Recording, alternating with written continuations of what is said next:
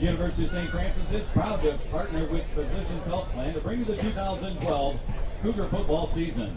PHP, located on Jefferson Boulevard in Fort Wayne, offers several insurance options for students, families, and individuals. For all of your health insurance needs, visit www.phpni.com. Physicians Health Plan, presenting sponsor of the 2012 St. Francis Cougars. Be sure to pick up your USF schedule magnet. Brought to you by Midwest American Federal Credit Union, serving Northeast Indiana for more than 75 years. Visit them online at www.midwestamerica.org. Find out why your next bank should. First of 3 straight home games for the Cougars here today at Bishop John M. Darcy Stadium. Hi, everyone. Joe Parson, joined by 2 former Cougar players, both exceptional in their playing days, Daniel Carter and Trent Schott. Glad to have them with us today, and glad to have you with us along as well, as USF takes aim at trying to go 2-0 for the season. St. Francis battled the Texas Heat last Saturday in a season-opening 46-10 triumph over Texas College down in Stevie Tyler, Texas. It'll be Stevie here again today. Kevin Donnelly's Cougar defense a week ago played a major role. Trent Schott scoring a safety, a fumble recovery in the end zone for a touchdown, and another fumble recovery, paving the way for the second of 3 rushing touchdowns by Antoine Campbell. So, you know, the defense sets up the offense, and as you know from your playing days, you need the combination of offense and defense to win football games. Oh yeah, well absolutely. I mean, it's the ultimate team sport, football. I mean, if defense isn't playing up to par, you know, it's hard to win the game. Same thing if the offense isn't playing up to par. So that's the great thing about the game of football. It's the ultimate team sport here. But taking a look closer to the opponent today, USF goes against NCAA Division III Pointers of University of Wisconsin at Stevens Point. They'll be opening their season here today after finishing 4-6 a year ago. But it should be pointed out, the Pointers, their wins came on the road in 2011. They won 3 of their 4 games on the road, so they will not be intimidated about playing and opening their season today here in Fort Wayne. We'll see very young quarterback today in Mitch Bowe.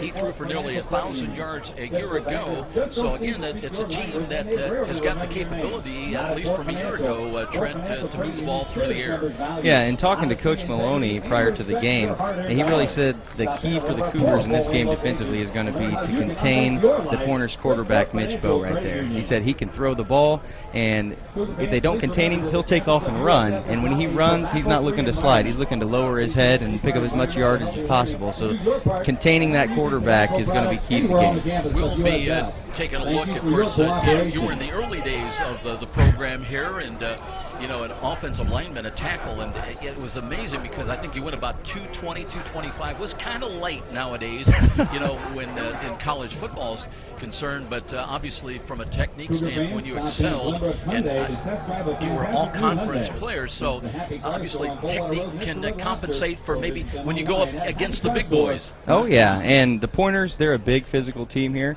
And you know, that's the thing that I had to do. I got up to at least 245 in my playing days. Yeah, it's, you know, somewhere around there. But big Macs. Yeah, but yeah, I was on the lighter side for offensive line, that's for sure. So I had to rely on my speed and athletic ability to get the edge. And in talking to offensive coordinator Pat Donnelly today, he said that's going to be key for the Cougars on offense because the Pointers are a big physical team, but he feels the Cougars have an edge in athletic ability and speed, and we're going to take advantage of that today. We will see 78 muggy degrees here at Darcy Stadium. We're hoping the rain stays away.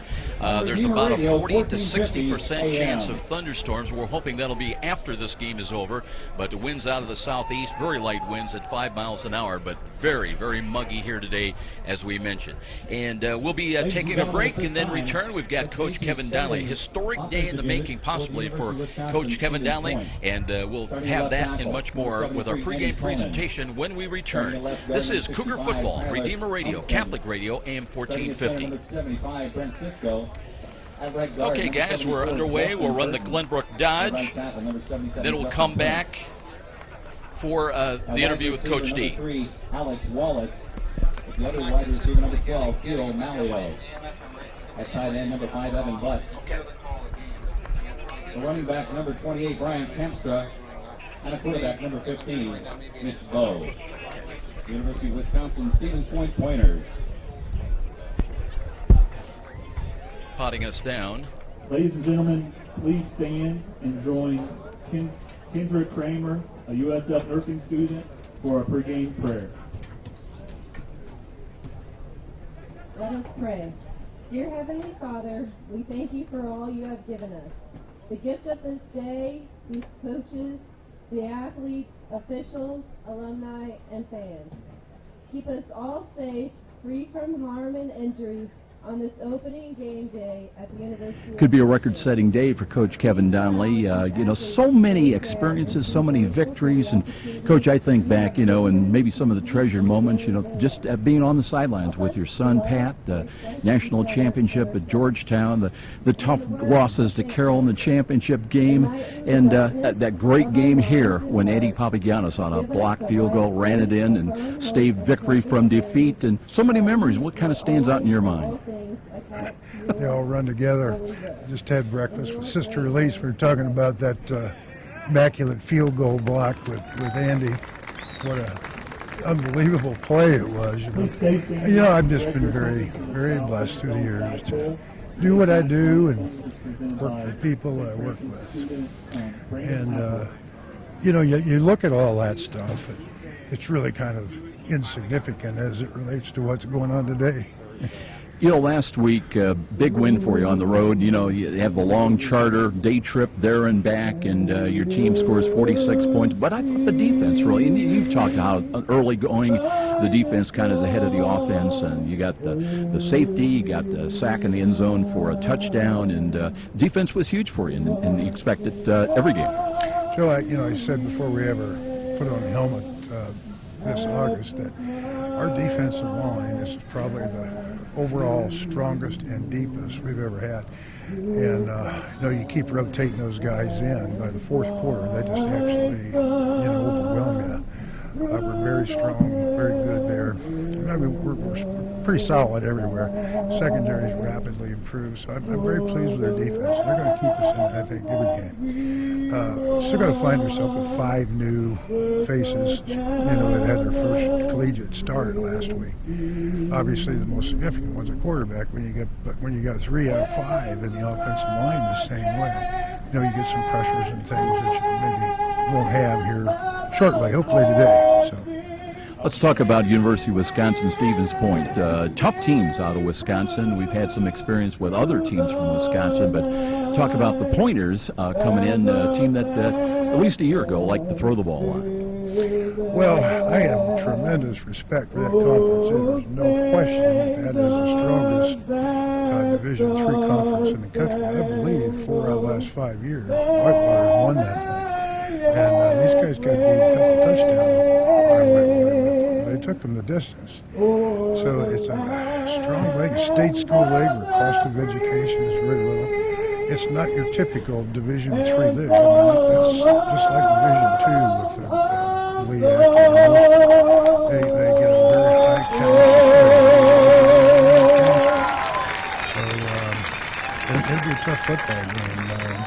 They spread it out offensively. They got a quarterback who's a playmaker. They got an outstanding running back. They got a receiver that can go the distance, big and strong in the offensive line. They got most of their defense back. It'll be a real challenge for us.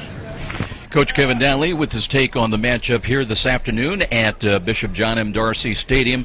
Coach Donnelly in his 15th year as head man of the Cougar football program, 255 career victories. Trent Schott was a part of them back in the early days. It had to be interesting when you come into a new program and not knowing anything. And, the old reputation of what was St. Francis College would not necessarily lend you into saying, boy, this is something I want to be part of. But Coach Donnelly must have been quite a salesman to be able to get you guys to buy into the vision of something you were going to build here in Fort Wayne. Well, he absolutely was, and it's something that's special to me to be in part of that first team that kicked this whole thing off. We didn't win very many games that first year, but that was part of the reason that I wanted to come to St. Francis, because to be part of that very first group that set the foundation to what it's grown into now, I mean, that's something special. And I know your folks were really enthusiastic supporters back in the early days, and they had to be so proud of you.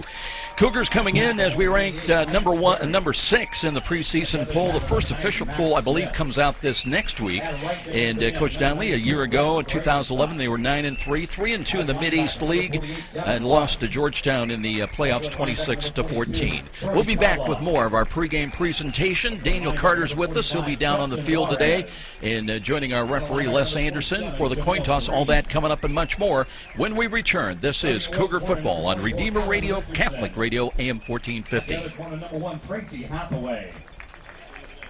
Okay, let's run the 2:30s. Star and Denver. Starting a strong safety, number 39, Taylor Brown. And Trent, I'll get you ready to do your first read. Okay.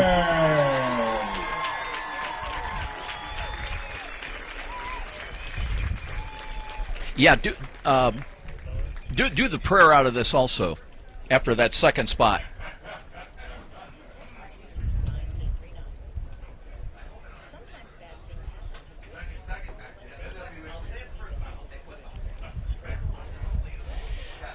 By the way, guys, our live reads may not be in the order. We'll get them all in, but they may not be in the order that we got on the log, but we will get them in.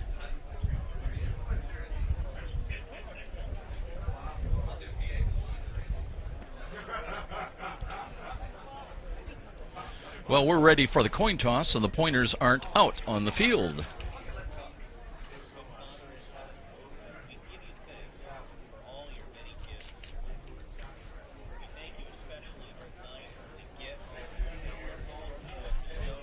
Okay, Robert, I'm having trouble hearing you over the program feed.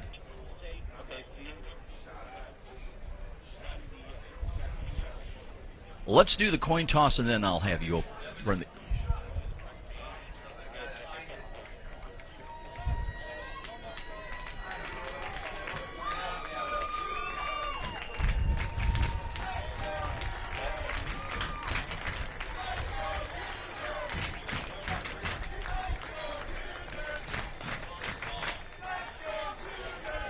Waiting for the pointers to come out. St. Francis making their team appearance, and that's a new entry. We've not seen them come out from the north end zone before, Trent, so something a little bit new in this 2012 season. Let's take a look at last week. Cougars opening up, as we mentioned, last Saturday afternoon in the Lone Star State, flying into town and defeating Texas College 46-10. And USF putting together nearly 400 yards of balanced total offense. They used a pair of Antoine Campbell rushing touchdowns to grab a first quarter 14-3 lead. Jordan Presley playing big as he recovered fumble after the kickoff. That set up Campbell's second touchdown run. St. Francis saving some of its best efforts in the sun for the fourth quarter. Campbell scoring his third touchdown of the game, taking an option pitch and galloping 72 yards to Pater. Joey Donaco also coming up with a muscled football away, loose in the end zone for another score. As we're getting ready now, Les Anderson with the co-captains of St. Francis and also with the pointers meeting at midfield. Let's go down to midfield for the introduction of the players and the coin toss with Daniel Carter on the at midfield. All right, gentlemen, welcome to the game tonight. Good luck, everyone. Well, be good sportsmanship. All right. There's a head. There's a tail. Head, tail. I'm gonna toss it in there and let it hit the ground. That'll be the call. All right. Would you please make the call? Both tails.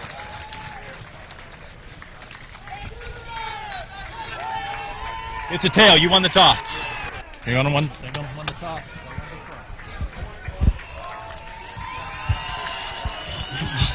All right. The Cougars has lost the toss. Stephen Point has won the toss. They've opted to defer. We're here at Bishop Dowsey Stadium, Kevin Donnelly's field. 79 degrees out today. Wind factor 5 miles an hour out of the southwest. There is a 45% chance of rain back up the top. Thanks very much, Daniel Carter. We'll be checking in. You know, the all-time rushing career leader for St. Francis, over 4,000 rushing yards. We got the best of a couple of different eras with this on the broadcast today. Trent shot from the early era. And, you know, we were remarking to you, Trent, about what a difference playing on this artificial surface. You were back. I remember some of those Mud Bowl games had to be an interesting challenge for you. Oh, absolutely. This is I would have given anything to play on a field like that. Back in the early days there, it certainly was a challenge to keep your feet, but. Well, the stage is set. We'll be back with the opening kickoff. This is Cougar Football on Redeemer Radio, Catholic Radio, AM 1450. Got that.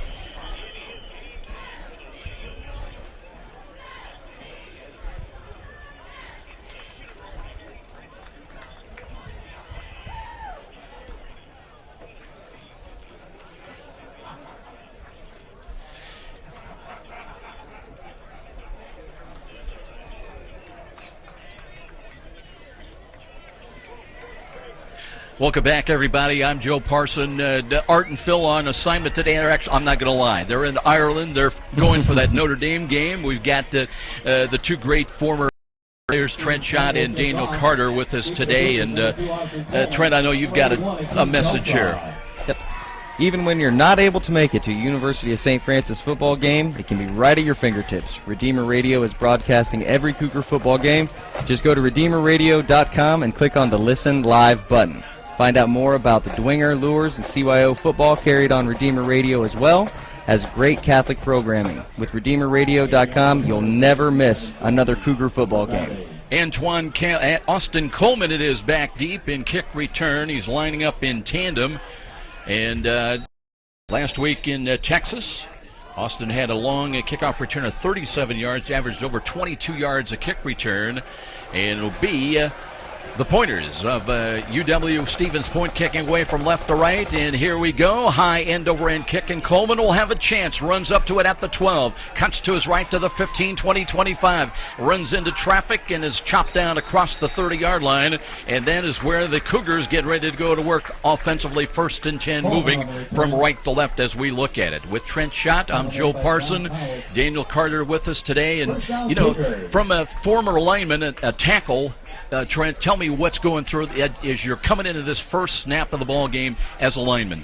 Well, you want to set the tone with the first play of the game right here, and I know that and establishing the run early is something the Cougars want to do, and that's always something that you want to make sure you start the game off with, to be physical off the line. Here's Josh Miller taking the first snap, wants to throw. The rush is coming. He looks to his right, dumps it off. There's a grab by Akeem Kelsaw, is out of bounds just short of the 40-yard line. That ball sailed a little bit, but Akeem went up. He's a redshirt freshman, a 6-footer, and he had to elevate, but he came up with it and picks up about 8 or 9 yards, and that is his second catch of the season.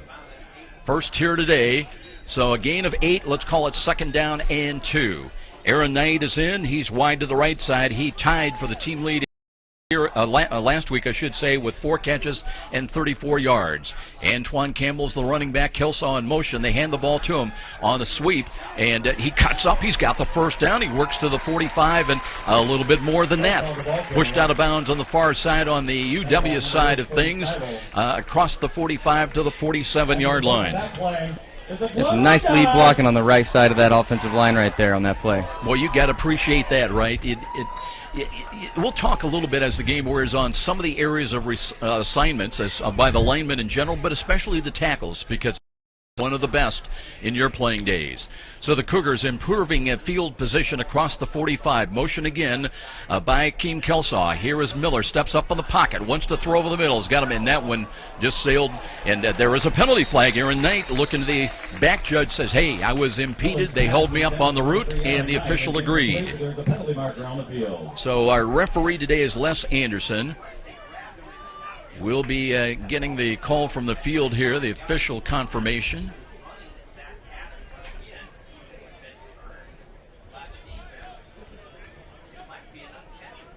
Well, the official's still talking about it. On defense. 10-yard penalty from previous spot, an automatic first down. They do call it defensive holding, so it'll be a penalty that moves the ball to the 43-yard line. As far as penalties, year ago, this is the season opener, obviously, for the Pointers. They have 5.5 yards a game in penalties. Their first of the day here. Takes the ball to the 43. They've got 7 men up to the line of scrimmage, very close. And Miller looking to check that defense, barking out the calls, gives to Campbell, off left tackle. He's got some running room, 35-30, stumbles a bit, spins, keeps his footing to the 30-yard line and out of bounds. Boy, what a move by Antoine Campbell. as they could not bring him down. Campbell last week ran for over 11 yards a carry on 10 carries for 116 yards, 3 rushing touchdowns, and just a great art to be able to keep his footing, Trent. Yeah, that was a good run, and I really like seeing Aaron Betcher out there making sure that he was getting a block, being a lineman. Wide receivers out there looking for a block downfield as well. Cougars on the move. They got another first down as Miller takes the snap, sets his feet, throws to a spot. He's got Coleman inside the 5 and a touchdown. 29 yards on the touchdown toss at the 13:44 mark. Cougars on the board as they grab the early 6-0 lead. Great job by Josh Miller. Had time in the pocket. And you get Coleman out in space, Trent, and he's gone.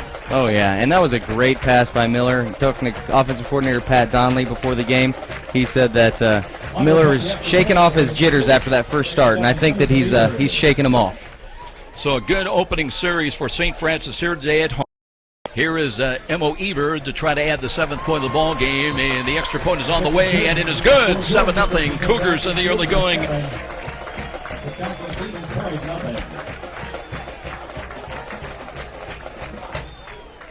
And that touchdown is brought to you by our friends at Abbott Dentistry.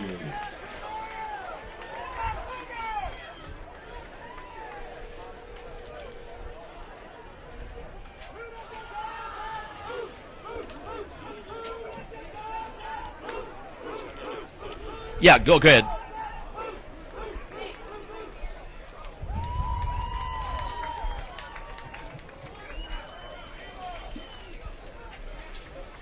You'll get stats to your right, too.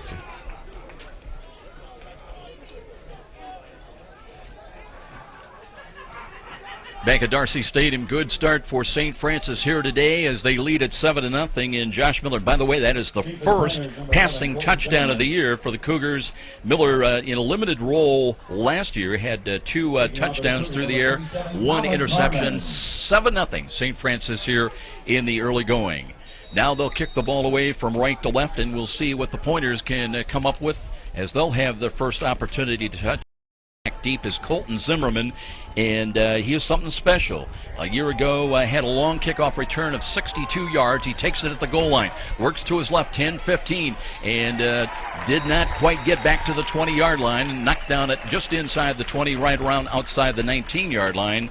So it'll be 1st and 10, and now we'll see what University of Wisconsin at Stevens Point can do. They trail it 7-0. We'll be going down. Let's check in with Danny Kerner for the first time today. And Danny, team's got to be feeling good about that opening drive. Good. They set the tone with the first drive. So, the defense is about to come out and get used to the flow. And it's just going to be a typical Cougar day. Sounds good. And here we go now. The Cougars defense they can do. Mitch Bowe and a fumbled ball, but he comes up with it, wrapped up and dropped for a sack. As the Cougars came pouring through there, and it is going to be Matt Smith that gets the sack. He had half a tackle for loss, 1 tackle and a sack last week, so he's got a sack in each of his first 2 games this year. Loss of 5, 6 yards, 2nd down with 14 at the 14-yard line. They'll run the ball on the ground, short of the 20, getting back to the original line of scrimmage. And let's see if that's Brian Kampstra. He's a 210-pound sophomore getting the first running call of the ball game and of the year for the Pointers. So 3rd down and long, 3rd down and 11. A year ago on 3rd down situations, they were 42 of 132 for 30%. They've got to get the ball up just short of their own 30-yard line. Bowe taking a look. He's got motion, hands the ball off, and here's a sweep coming to the left side. They've got some running room, and they've got a first down as Mark Young on a sweep, taking the deep handoff and sweeping from right to left. He only carried 4 times a year ago, but on 3rd and long, they come up with a key conversion to move the chains, 1st and 10. Cougars making a couple of changes. Anthony Moore not starting today. Jake Allen, who played so well last week, making a start at left. Allen had 7 tackles, 1 for loss, and here's a run, a scramble play, and that's good for about 5 or 6 yards by Mitch Bowe, who ran for a touchdown and 281 rushing yards a year ago, but he'll pick up about 6. And right now, Trent, Stevens Point's playing up tempo. They're playing fast, going, And out of the gun once again. Here is a handoff and a run-off tackle to the right. Looking, they've got a first down. Second effort, and they nearly stepped out of the tackle for a big run, Brian Kamstra. As the Cougars got to wrap up. But now they're into St. Francis territory at the 49-yard line. Cougars scored on a 29-yard touchdown pass from Miller to Austin Coleman. They lead at 7-0, but after a first opening sack defensively by St. Francis, now the ball down and they're moving the ball. And on the ground, they'll look again. Here's a throw over the middle. They've got a one-handed catch, and that's inside the 30 to the 29-yard line. Boy, a good job by Evan Butts. He is a 6'4" sophomore tight end. Athletic catch as he caught it with one hand but maintained control. They're on the move again as there's a run up the middle and a spin play by Kamstra as he takes it inside the 25 down to the 22-yard line. I tell you what, Joe, you're exactly right. And the Pointers, they are a fast tempo team right now. They haven't huddled once on this drive here. But on the right side, unbalanced to the right. And here's Bo out of the gun. Play action fake. Now he wants to run and tripped up. Cougars missed a tackle. And he's down inside the 15-yard line. So Mitch Bo looking a couple of times, Trent, like he wants to throw, but then just kind of freezes the defense and then runs to daylight. Yeah, well, and the Cougars know that he's a running quarterback, like Coach Maloney said before the game, so they've got to make sure that they contain him and not let him get ahead of steam again. Theo Malio, he's going to be part of a trips pack. Right side, he's not seen the ball yet, but they have been moving the ball with authority. Kamstra with a run, and the drags would-be tacklers for USF down to the 11-yard line. Looked like Justin Juarez was hanging on, but that's a gain of 4, so it'll be 2nd down and 6. Malio again, this time is split wide to the left, the lone wide out. That's the short side to the left side. And somebody picks up this phone. Now we've lost the line.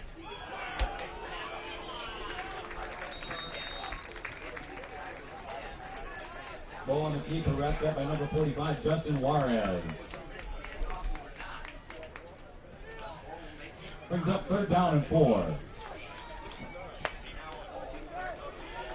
Yeah, somebody's picking up the line here. We're getting disconnected. 3rd down and 3 for the Pointers. They've got it at the St. Francis 8-yard line, and here is a throw to the right side. They've got a man out there incomplete. There's going to be a penalty flag. It's going against Devin Rush. He had his back turned to the play. The pass was wide of the intended receiver. And Trent, I think the bottom line here is Devin did not turn around. He did not locate the ball, and 9 out of 10 times that's going to draw the penalty flag. Absolutely.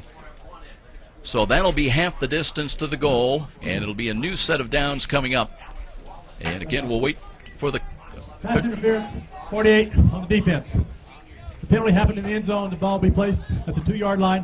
1st down. So from the 2-yard line, it'll be 1st and goal for University of Wisconsin at Stevens Point. Brian Kamstra remains in there as the lone running back. Mitch Bo is the quarterback. 6'1" junior, threw for 986 yards a year ago, 9 touchdowns. He was picked off 12 times. He's got the ball, hands the ball to Kamstra, and he's wrapped up. And Neil, no, it was a fake, and Bo did keep the ball, did not get in, though. He stopped short of the goal line. Boy, I tell you what, good job of acting that time. And Marcus Neal, the good thing he didn't hand it off to the running back because Marcus Neal was right there defensively. But now it's going to be 2nd down and goal and just inches. The length of a football away from the goal line. Tight formation again for Bo. Lines up out of the pistol with Kamstra flanked to his right in the backfield. Tight trips package to the right. Here's a low snap, and now Neal's got him. And that time they did sack him for a loss back inside the 5, around the 3, maybe the 4-yard line. We'll see where they mark the forward progress. And that's what we needed right there. Cougars trying to hold them at least to a field goal. But a big call coming right now, 3rd down and goal from outside the 2-yard line. So we'll see what they come up with. It's not in the last couple of snaps. Malio rolling to the right. Here is Bo looking to throw, and the ball is caught short of the goal line. Tackle. Great one-on-one play defensively as Taylor Brown came up and denied Wisconsin from getting into the end zone. It'll be 4th down, and they'll bring the field goal team on. That was a great stand by the Cougar defense right there. They really stiffened up at the end of that and kept them out of the end zone. So this one will be a 17-yard field goal attempt, angled from the right hash mark, Jesse Vervelde. This will be a 17-yard field goal attempt, 8-19 the first quarter. 7-0 right now, Cougars. Let's see how the field goal attempt fares. From 17 yards out, and here's a kick, and it's hooking, but it's good. So the Pointers on the board. They've got 3. It's 7-3 with the timeout here at Darcy Stadium. And this is Cougar Football and Redeemer Radio, Catholic Radio, AM 1450. Making your score, your University of St. Francis Cougars 7, Wisconsin Stevens Point 3.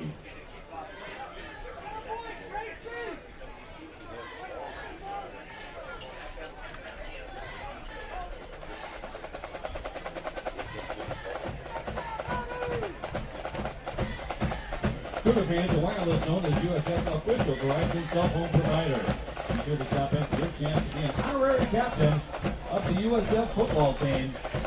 Back at Darcy Stadium, and with Trent Schott, I'm Joe Parsons, 7-3 ball game. RedeemerRadio.com brings you news, streaming audio, pictures of events, live sports broadcasts, and happenings around the area with your community calendar. Check out what is happening at RedeemerRadio.com. So 7-3, and you take the bright spots where you can, and St. Francis with some good play, in particular late by Taylor Brown, as they had a receiver in space, but he stopped them from scoring, and that saved 4 points. 7-3. USF about to get for the second time in this first quarter. El Valverde ready to kick away. Approaches, right-footed kick down the middle again, high end over end. And Coleman looks to take it in at this 8-yard line, up the middle, works to the 15-20, trying to turn in the corner. 25, 30, 35, 40, stop and go move, and steps out of bounds across the 40 to the 42-yard line. So Austin Coleman doing his thing, and a good return, and it'll be very good field position for St. Francis on their second possession of the game. Well, looking at some of the other games going on elsewhere tonight, St. Xavier at Olivet Nazarene, that's a night game. Marion taking on Bethel of Tennessee, that's also later today. Taylor playing at Anderson. Siena Heights going to in the Midwest. St. Ambrose will see the Bees next week here. They're at Trinity International today. Miller wants to throw, looking, can't find anybody. Flush to his right, stumbles a bit, now gets away from one. He won't get away from two, as he's going to be brought down for a loss back around the just outside the 40-yard line. You know, Josh Miller, Trent, didn't want to take a chance in putting it into coverage, but could not find anybody open.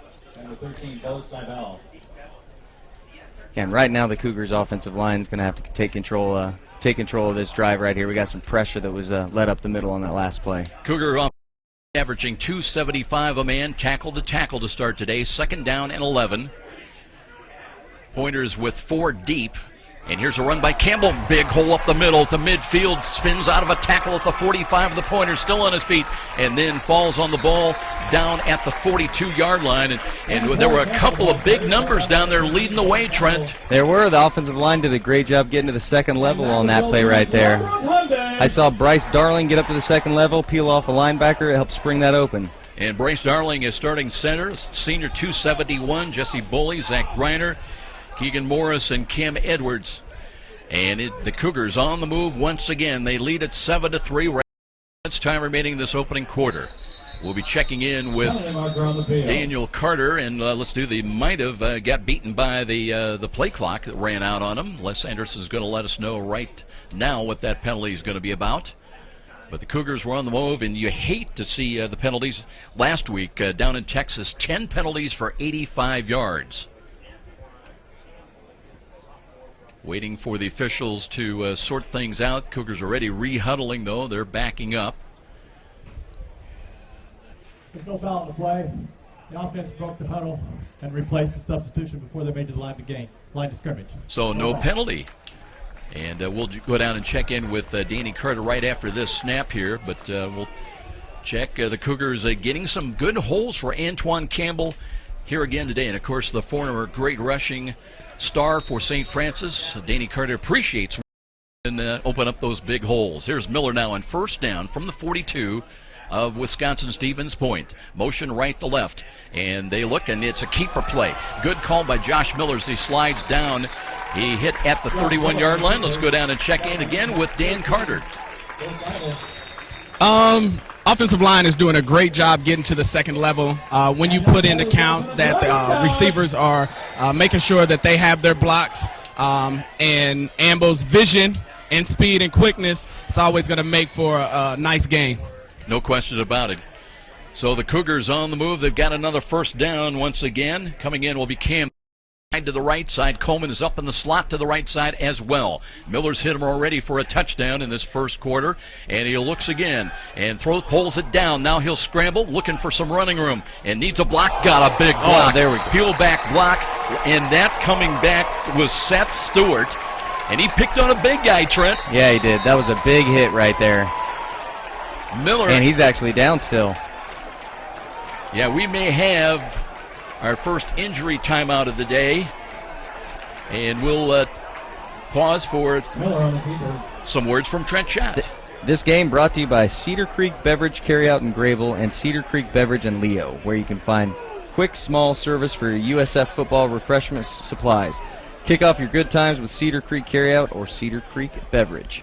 Interesting, that scramble run by Millard, it picked up only 1 yard, but I tell you what, it was the most electrifying 1 yard because of that peel back block by Seth Stewart. And we hope the pointer player is going to be okay. I tell you what, we do have a little bit more of a lengthy delay with the injury timeout. 6:09 remaining in the opening quarter. 7-3 is our score. We're going to be back after this. This is Cougar football and get off the line.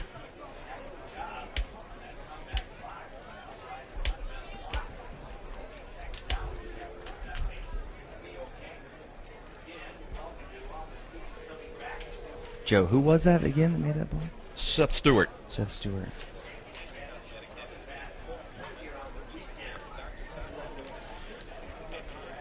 No, you can come back.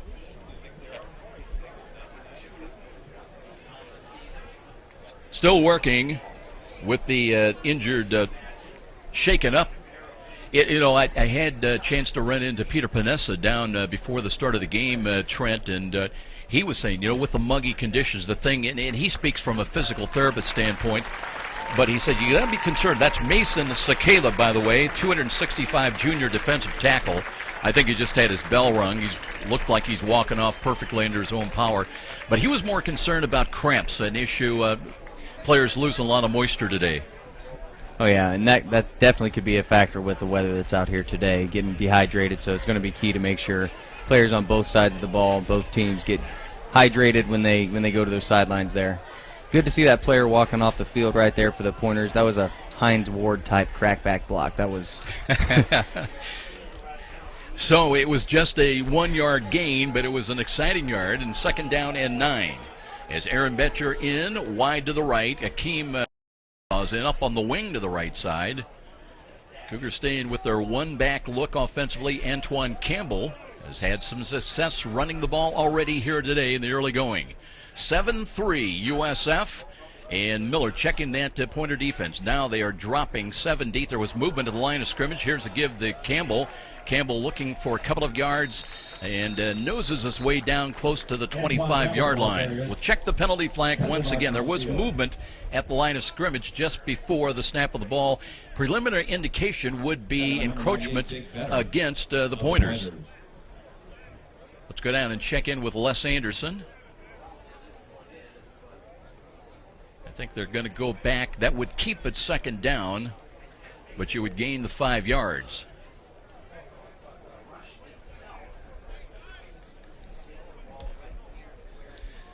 Well, this is why the games run 3.5 hours. I'm not Here sure. we go. Well, it looks like it's still 2nd down there. Yeah, so never got an explanation, but we'll take the 5 yards. And the official's still trying to sort it out. So it'll be 2nd down and 4. Yeah, I'm not sure what the confusion is. It looked like it was just offsides on the defense here. So Offside on the defense. 5-yard penalty. Replay, second down. there we go. I could have saved him some time. Yeah, about 3 minutes. So here we go, second down and 4. Cougars now work from the 20 line of the Pointers. From the left side hash mark. Aaron Knight into the short side to the left. Kelsaw up the slot on the wing to the left side as well. Too wide to the right for Miller. Running back is Campbell. Gets the handoff. Looking up the middle. And won't get the first down. Brings it inside to about the 22-yard line. Just a straight ahead carry. And coming up, Reed Lehman. He's a sophomore, a big kid at 6'3", 225. Had a hand in the tackle for UW-Wisconsin. So third down and 1. Cougars last week on third conversions did not fare all that well, Trent. They were 3 of 12 only for 25%. They go on the goal line offense, 2 running backs. They're cheating up to the line of scrimmage defensively as Miller under center now, waiting to take that snap from Bryce Darling. Looks to hand it off. Off tackle run. They got to the 20. They should have enough for the first down. Andre Turner, the ball carrier. So Andre Turner coming in with that goal line package. And the straight-ahead carry for Andre Turner, 2 carries for just a yard last week. A 5'9" senior goes 211, but hits the hole hard. That results in a Glenbrook Chrysler Jeep.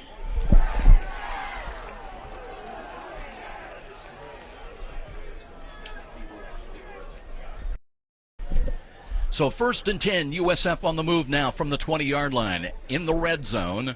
They'll stay in the goal line offense, motion right to left. Miller wants to throw and has time, throws, and that's a wide ball, a little deep crossing pattern intended for Aaron Betcher, but no chance on that one. Underthrown and a little bit wide and too low. Incomplete will stop the clock with 4:40 remaining in this opening quarter. The good news is Miller had time, Trent, but the bad news, I think he was a little concerned about the defender who was with the Betcher step for step. Now they'll set up Cam Smith in wide to the right side. Coleman's up there. He's got double coverage this time on 2nd down and long. Miller, long count from the line of scrimmage. Now looks to Campbell. Campbell's got a straight out on one player, and they've got him by the shoulder pad and bring him down. Now, is that a horse collar? Not seeing any penalty flag thrown, so it's just going to be a loss, and that's a big loss of about 6 yards back outside the 25-yard line. They have to get down to the 10 now to convert on this 3rd down call coming up. Yeah, that was a big play by John Paul, defensive end for the Pointers right there. Paul coming in a year ago, 13 tackles. And same thing, somebody's picking up the...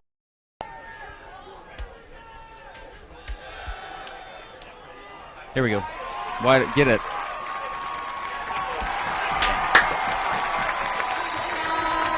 Noah's pass complete to Coleman for a Cougar touchdown. Another Afghan touchdown.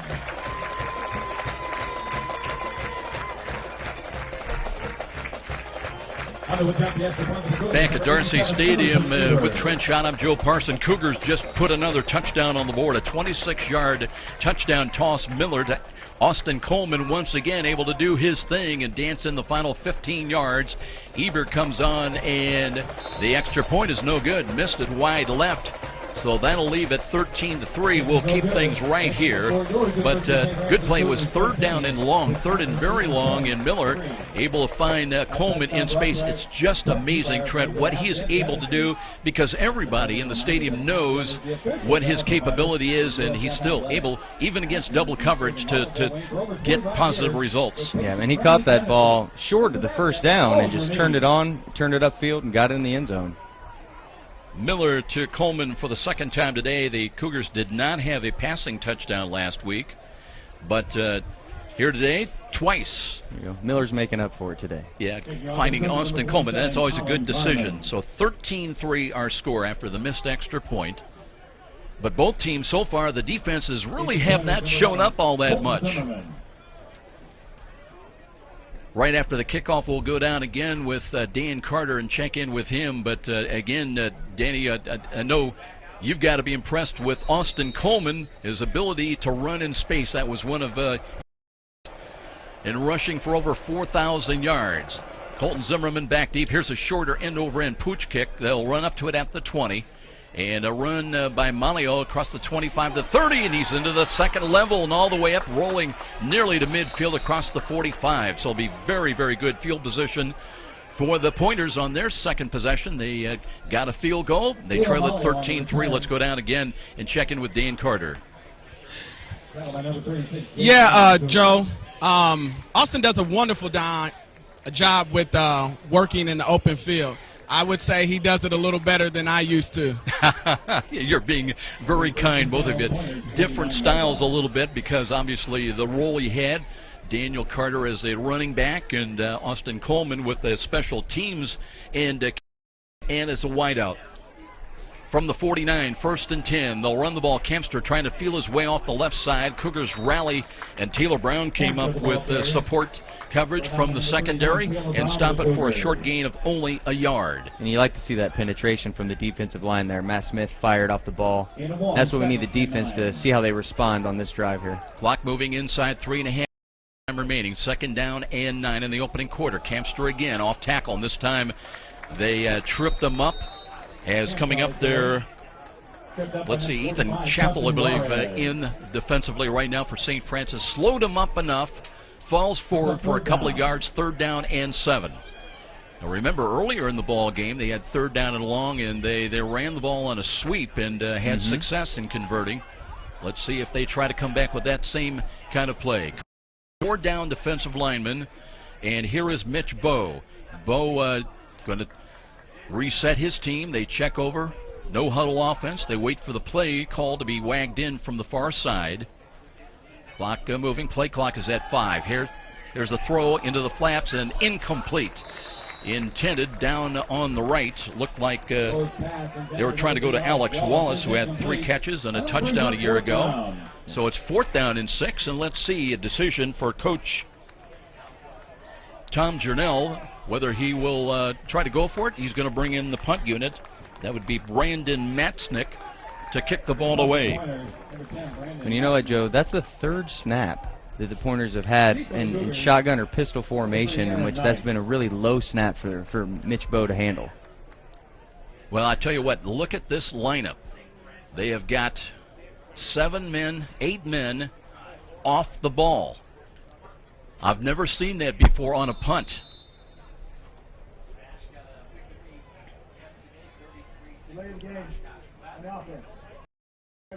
That's going to cost them 5. The play clock ran out with 2:38 remaining.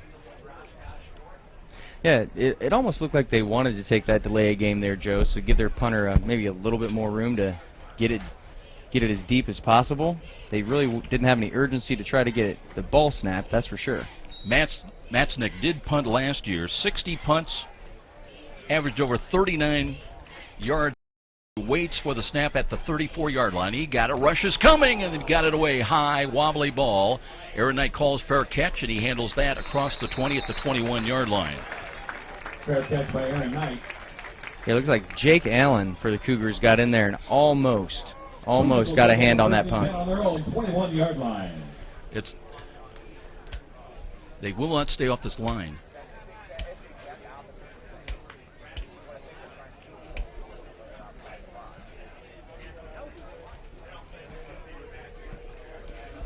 Well, we're getting spots in. Lost it again. Should we try to plug in a different line? Try that. I could pull it out and plug a different line if you want. Somebody's picking up the line and it disconnects.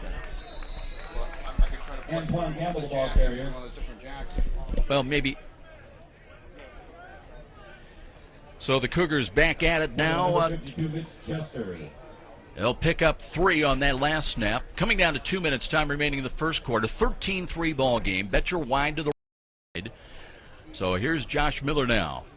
Ready to snap the ball once again. And screens the ball left side. Here's a run. And it's Seth Stewart who delivered that big block, that crackback block earlier. But he's stopped short of the first down stick. They're going to give him a gain for progress out close to the 30. So 3rd down at about 1.5 yards coming up for St. Francis. Tackle number 8, Corey Seibel of the Pointers. Well, the linebackers, 2 of the Seibel brothers playing today. A sophomore, Bo Seibel, in his first collegiate game. 215-pound sophomore. His brother, had 3 sacks last year. Cody Seibel, 210-pound junior. Here's a scramble run to the right side. Got to turn up field, and they've got the first down, I believe. Good run this time. So the Cougars getting production, and Brenton Williams on a sweep. Turned upfield. Brenton last week, Trent, good job. He had 2 catches for 82 yards. He averaged over 41 yards a reception. Yeah. He needs to thank his quarterback on that last play, too. He cut back field, and Josh Miller got a block that helped him pick down. New set of downs for St. Francis. Miller to throw again. Looks on the out near side. He's got a catch made, and that's Cam Smith. Smith turning upfield after the catch in the yak yards. He gets another 4 or 5 yards up to the 40-yard line. Overall, a gain of about 6, second down and 4. So the Cougars methodically working upfield once again. They are 2 for 2 on their possessions. This is their 3rd possession. Touchdowns, Josh Austin Coleman, each of the last 2 possessions, and working potentially on number 3. Miller hands the ball. No, he does give it off. And it's Kyle Mathewson who's checked in as that running back. Mathewson, 4 carries, 13 yards, scored a touchdown last week. But they'll spot the ball just across the 40-yard line. So here's one of those 3rd down key calls coming up. Cougars need 3 on 3rd down. Let's see if will have to run a play. Game clock shows 20 seconds, 17 on the play clock. Miller again waiting for the snap. Motion right to left in front of him. And he'll take the ball himself, curls up the middle. He's on his feet to the 45, tripped up from behind. Otherwise, he might have had a chance to score. He had blockers downfield. But a good, quick first step by Josh Miller. And he rumbles all the way down to the 43-yard line of Stevens Point. That was a fantastic surge in the middle of that offensive line for the Cougars there. Again, Bryce Darling, you get the idea. The Cougars playing with a lot of quick step here today on a muggy day at Darcy Stadium. We've completed 1 period here in Fort Wayne. 13-3 St. Francis, number 6 in the preseason ranking in NAIA. They're on top, and we'll be back with our 2nd quarter. This is Cougar Football on Redeemer Radio, Catholic Radio, AM 1450. Get one with Coach Donnelly's signature. Bring it underneath the stands and get a great prize from Midwest America Federal Credit Union. See if there's one active down there. You may have to run another spot. We're going to lose you. Nope, dead. That's the problem. There, I've got one. I don't know if that's the same one, but that's almost like a party line where somebody else is.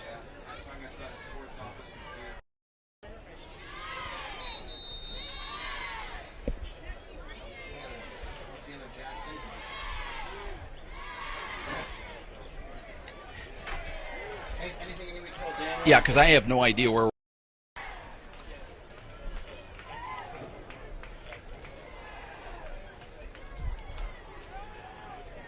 Getting ready for 2nd quarter action, and let's tune in to Trent Schott.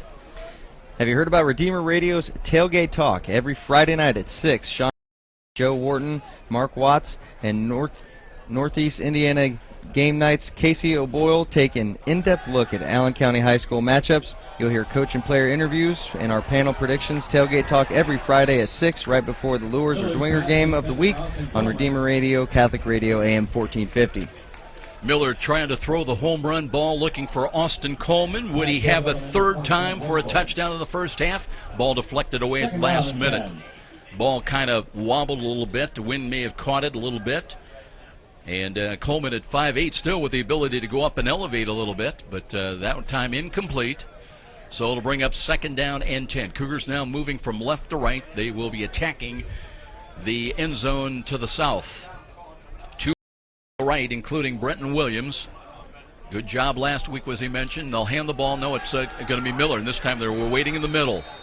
The defenders in the middle crashed inside and trip up Josh Miller, and that's just a short gain. Let's call it 3rd down and 9 coming up. Cody Seibel also a hand in on the tackle for the Pointers. Cougars got to get it down inside the 34, close to the 33-yard line on this snap. One back look again. There was movement defensively. They reset, no penalty flag. Miller with a play clock down to 12 has got time. They want to reposition Akeem Kelsaw on the left wing now. So 2 wide either side. Miller with 5, with 4, 3. And here comes the rush as Miller steps up. He's got time and still looks and throws the ball. And that one was, wow, that's a bad decision there. That's to no man's land. In fact, it was Stevens Point had the best chance at a possible interception there. And we do have a penalty flag. I'm not so sure, Trent, that he wasn't over the line of scrimmage. Yeah, I think he was absolutely over the line. So that time, one of the few bad decisions all around, as a bad decision on throwing the ball and not recognizing where it was on the field. Well, that would be the first bad decision of the game for Miller. He was thrown for 75 yards in the first quarter alone and 2 touchdowns, so he's off to a good start, that's for sure. Yeah, Coach, he will be very forgiving for minimal mistakes like that. Holding, 58 offense. That penalty will be refused. That illegal forward pass beyond the line of scrimmage by the quarterback. That penalty will be accepted. It's a 5-yard penalty. Loss of down. 4th down.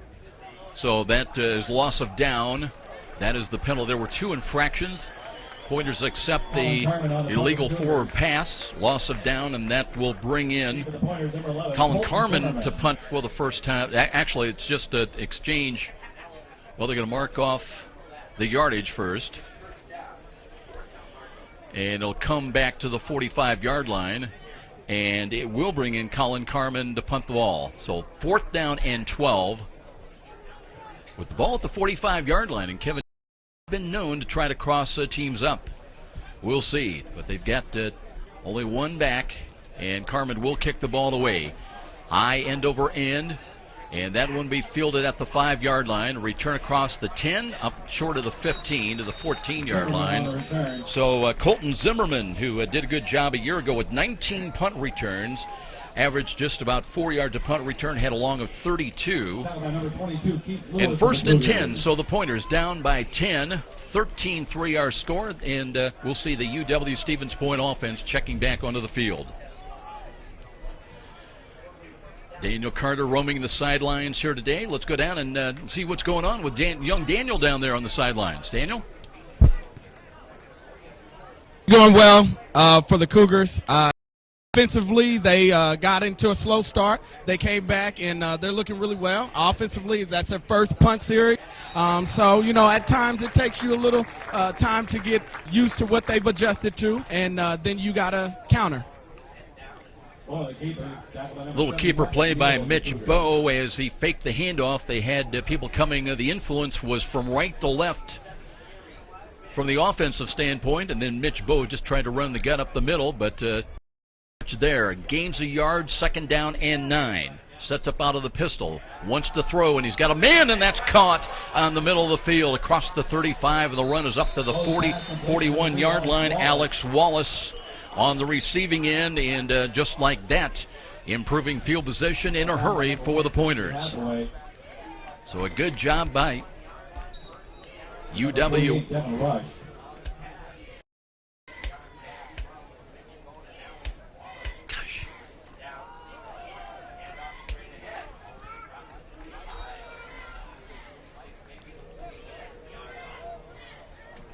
Ethan Lockhart, the ball carrier. Tackled by number 42, Bernie Coblaw, the Cougars. Back at Darcy Stadium, I'm Joe Parsons. 2nd down and 5 coming up. 12:34 remaining in the first half. Here's a keeper play by Bowe, and the Cougars will wrap him up for a loss. 1 yard back to the 45-yard line.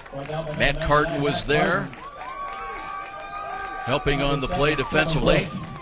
So now they've got to get a yard deep into Cougar territory on this 3rd down call coming up. 13-3 our score. Some new numbers. Ethan Lockhart checks into the backfield now. Had 1 catch a year ago for 4 carries for 7 yards. A lot of these young Pointers, no actions. Here's the throw in traffic, and they've got a catch. Boy, I tell you what, that was a good throw, threading the needle. And they got the ball right in the middle of the field to the big tight end, Evan Butts, at 6'4". Cougars were there, Trent, defensively. They had them bracketed at either side, but Butts made the play. Yeah, and that defensive line started to get a little bit of penetration there, but just not quite quick enough. Butts will stay in. He'll line up tight to the left side. But here come the Pointers now. In territory, new set of downs. Diamond lined up to the right side, and a keeper play by Mitch Bowe again as he looks to turn up field. Got to the 38-yard line of St. Francis.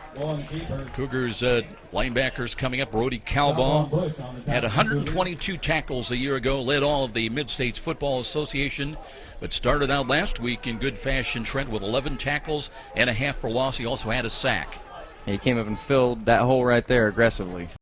Second down and 8. There was movement defensively right side, but they weren't set, so no penalty. Now they'll back off and check to the far side to get the play wagged in. Bowe is ready again. Mitch Bowe. Clock moves inside of 11 minutes, time remaining in the first half. Bowe takes the handoff and looks. He'll roll to the right side after faking the handoff, and he got about 3 yards down to the 35-yard line. That seems to be pretty much the staple so far. Bowe faking the handoffs and looking what he can do on his own to run the football up the middle. Yeah, and Coach Maloney knew that that's something that they were going to try today. So, well, this offensive line, Trent, they averaged 283 a man tackle to tackle, and got some big folks. 315-pound Tyler Uminum at one guard and 295-pound Justin Burton at the other guard. So they've got the capability of getting at least some seams open for the quarterback to run to. And let's see, do we have a movement, or are we going to have a timeout? Timeout on the offense. We're going to keep things right here with 10-12 remaining in this first half. 13-3 our score. So big call coming up both ways. 3rd down and 5 as the Pointers trying to stay close to the number 6 ranked Cougars. 13-3 our score so far here today. We mentioned on 3rd downs a year ago, the Pointers converted on 42 of 132 for 32%. Well, the second of 3 straight home games coming up next Saturday at high noon. Cougars will take on the Fighting Bees of St. Ambrose. And that will be a 12 noon kickoff. Our pregame show starts next Saturday at 11:45. Trent? Well, I was just going to say, Joe, this is where I'm really looking for that defensive line of the Cougars to step up and make a big play here. It's 3rd down. They need to stop this drive. You heard Coach Donnelly say in the pregame interview that the defensive line was one of the key strengths to this team. So it's situations like this where you look for the key strength of your team to step up and make a big play. Daniel Carter, if you got your ears on down there, I don't know if you had a chance to also listen in what was some of the defensive strategy that maybe you heard right there on the sideline. It's the third down, so they're really just trying to make sure they get pressure. Here's the fade left side. The catch is made, but I think they were out of bounds. Did not get a hand, did not get a foot in bounds. Pass was to the outside. They're looking for one of their top receivers, Mark Young, a 5'10 senior, who had 32 catches a year ago for 380 yards and 3 touchdowns. But now on 4th down and 5, and Coach Tom Jurnell may be rolling the dice and going to go for it here from the Cougar 35-yard line. Remember, a hard count and encroachment would give them an automatic 1st down. And they'll work with an empty backfield. 3 wide to the left, 2 wide to the right. Bowe takes the snap. They'll run the play. Being pursued. Bowe rolling. He is going to run for the 1st down to the 30 and inside the 25 to the 23-yard line. He just bootlegged around to the right side and nobody home out there. And Bowe converts on 4th and 5. It'll be a new set of downs for Stevens Point. Yeah, well, Rex Drovenstock for St. Francis got some good penetration on that right away. Flush Bowe out to the right, like you said, Joe, but then that's what Coach Maloney was worried about. I mean, he took off, and he had some room to run over there. We got to keep him contained. Lockhart stays in. They've not really given him the ball yet, and Bowe fakes it to him again and curls downfield to about just outside the 20-yard line. So the quarterback keeper call, we've seen a lot of that in the first half. And Bowe just picking his way. He'll pick up 3, 2nd down and 7. When they've thrown Evan Butts, the 6'4 tight end, has had the best success, and we're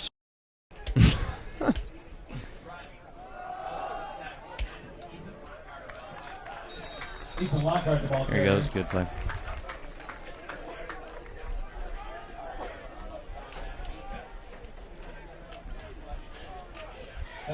Back at Darcy Stadium with Trent Schott, I'm Joe Parson. Cougars defending against the run once again. So 8:55 remaining here in the first half. And coming up to the line of scrimmage, the Pointers getting ready to go to work once again. 3rd down and 7. They got nothing on that last. Empty backfield once again. 3 wide to the left, the wide side of the field. Bo to throw in the slot's got a man, a diving attempt for the ball, and they've got it. It'll be a catch just inside the 2-yard line. At the 2 is where they spot it, and they'll have it 1st and goal. And again, it was Evan Butts on the receiving end. Butts going down, diving, and making the play.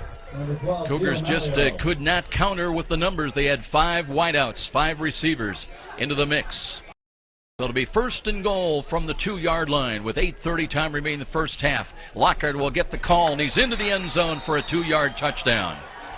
So the Pointers on the board. 2-yard touchdown run by Ethan Lockhart, his first of the year. And at the 8:25 mark, the Pointers draw closer to St. Francis. When you saw the Pointers hurry to the line right there and get that snapped after that catch to get it down to the 1-yard line. Earlier in the first quarter, Cougar defense had them in a similar type situation. Obviously, they held their ground, held them to a field goal. Unfortunately, couldn't do that there. The Pointers hustled to the line and got the snap off rather quickly. Officials conferring. Let's see if they're going to go for a 1 or try for 2. Verveldi will come on, ostensibly to try to make it a 13-10 ball game.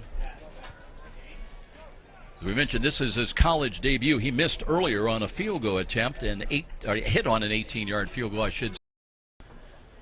This one, an extra point, about a 20-yarder, where they'll set it down at the 10.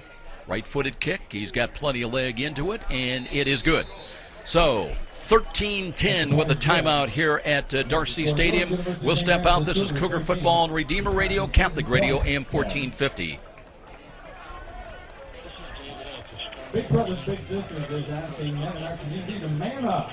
There are over 500 children in our community waiting for a mentor to enter their lives. 76% of those children are boys. Stop by the Big Brothers Big Sisters booth today to learn how you can get involved. Man up!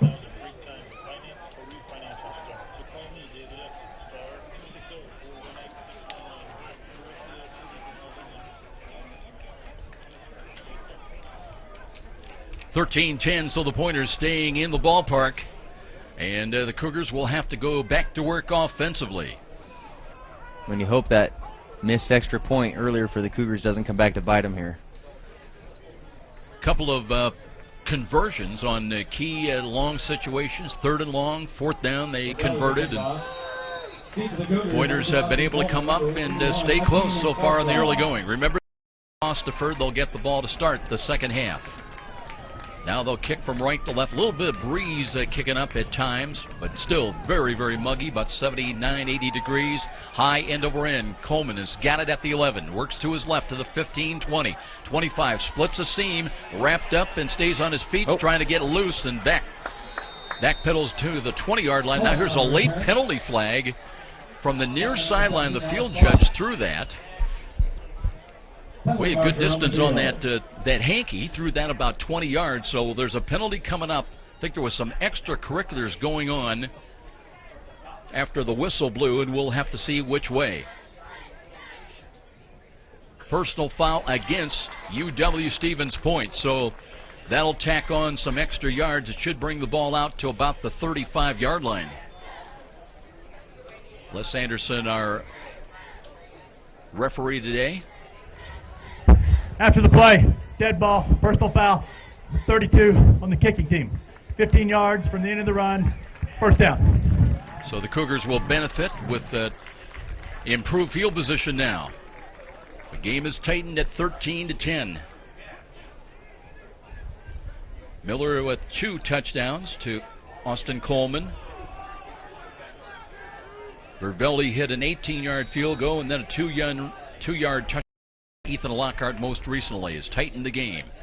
And here's Miller again looking to throw, and throws low, and no chance at that one. It kind of short hopped into Akeem Kelsaw. Miller, always important, Trent, for a quarterback to get comfortable back there in the pocket, to set their feet and step into the throw. And sometimes if you don't get all those things, the synchronization going right, you're going to be either high or you're going to be low. And right now the Cougar trying to settle down. 2nd down and 10. Front 4 defensively shown by the Pointers. And Miller again looking. He bootlegs, rolls to his right side. Wants to throw on the run. That's the high ball. Sailed on him again. Yep. Looking on the near side. Incomplete pass. So now it's going to bring up 3rd down and 10. Miller's pass instead of Ray Beverly is incomplete. Got to make a play here, trying to get the ball up to the 46-yard line. Wouldn't be surprised if they were looking for Coleman here. And EW has got to be thinking the same thing as well. So the Cougars come up to the once again. Last pass was intended for Ray Beverly, incomplete. Now Miller looks near side, throws the slant. Coleman's got it, but they've got him wrapped up, well bracketed, and that will be for no gain back at the 35-yard line. So the pass was complete, and Coleman a little slow getting up. That might be more out of frustration. Yeah, tried a quick screen right there to Coleman, but the Pointers were all over it. Pointers did a good job of rallying to the football. So Colin Carmen again in to punt the ball away. 2nd time today. Clock moving towards 7.5 minutes. Time remaining. Back deep in punt return, waiting at the Wisconsin 25-yard line. High snap, and that's over the head of Carmen. All the way back inside, and it's still loose, and that'll be a touchdown. Still loose. Cougars trying to get it, but I scramble for it in the end zone, and I think it's going to be Stevens Point with a recovery. We'll wait for the indication from the referee, and it's a touchdown. So a bad snap over the head of Colin Carmen, scramble into the end zone, and coming up with it, UW-Wisconsin has got the touchdown on the recovery. And then when I believe Joe Dax on the special teams came up with it, we'll give him credit. End zone recovery, and that turns the game around as the Pointers lead at 16-13. Yeah, high snap right there. In that situation, you really just want to run back instead of trying to jump on the ball, kick it out of the back of the end zone. That way you only give up a safety. But now Verveldi with a chance to add to the 3-point lead for the Pointers. And the right-footed kick, low line drive, end over end is good. I'm going to kill whoever, if I find that is. They're dead man.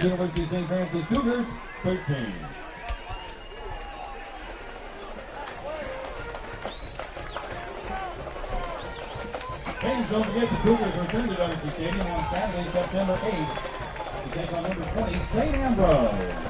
Back in St. Francis, it is a 17-13 lead for University of Wisconsin at Stevens Point. So the bad snap, the high snap, and that proves disastrous for St. Francis. Joe Dax recovered it after muscling it away in the end zone. Verveldi added the extra point, and for the first time today, University of Wisconsin at Stevens Point leads this ball 17-13. Well, Coach Donnelly always preaches next play mentality, and he's got to get his team now refocused and positive, and still plenty of time left in this second quarter to try to get their offense moving once again. Yeah, you've got to have a short memory. Forget about that one. Let's go out here and get after it on offense, get back to how they were playing in the first quarter. And Trent, you heard that so often in your playing days. I mean, there's going to be good things that happen in the game, bad things, and coaches always say you got to put that out of your mind quickly. Oh yeah, he's always talking about peaks and valleys. So you're going to go through that in the game. You know, never get too high, never get too low. So we'll see how the Cougars bounce back here. Verveldi to kick, high end over end, down the middle again, and Coleman waits for it, has it at the 7. Up the middle's got a blocker in front, splits the defense, 20-25. There you He's go. out to the 30 near sideline. Penalty flag is thrown and backs out of bounds. Up across the 40-yard line, but we'll see if the penalty flag goes against St. Francis. They were bitten last week in Texas, 10 penalties for 85 yards, and the Cougars backing up. Hold is going to be the call against St. Francis.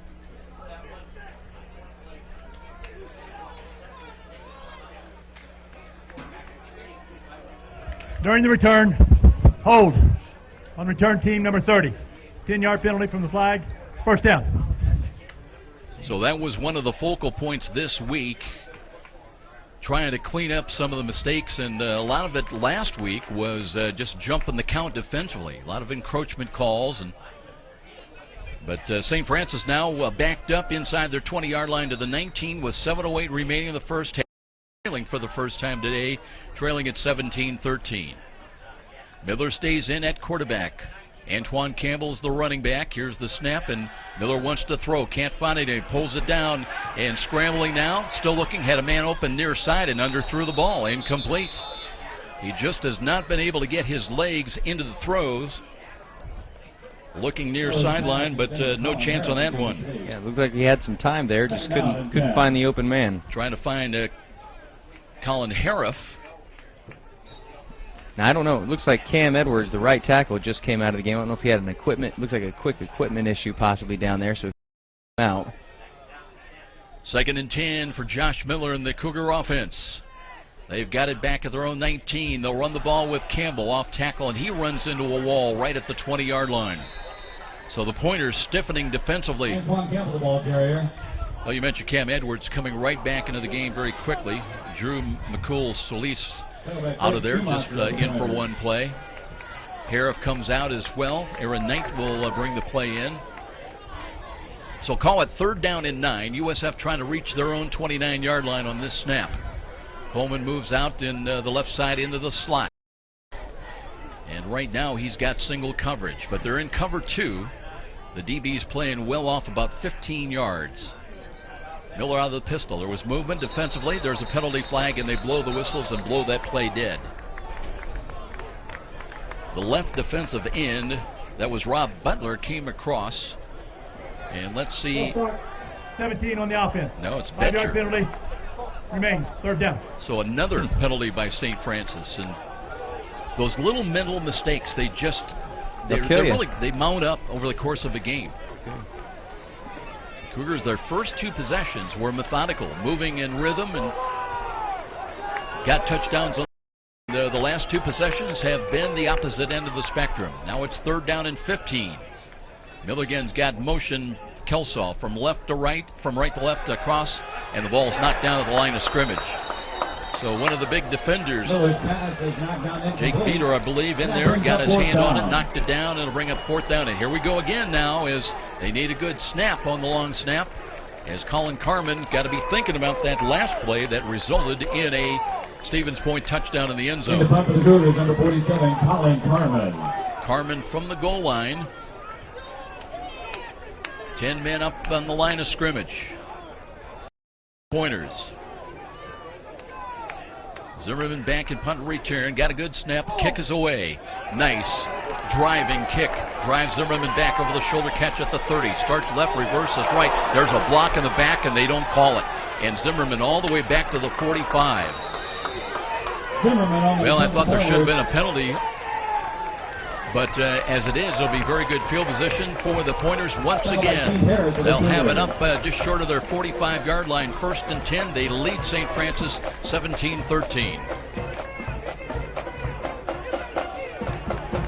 So the Cougars rallying around their defense now and trying to make a play. Daniel Carter, I know you're down there. Maybe you had a chance to check in and what you heard in the team trying to make adjustments here. Daniel?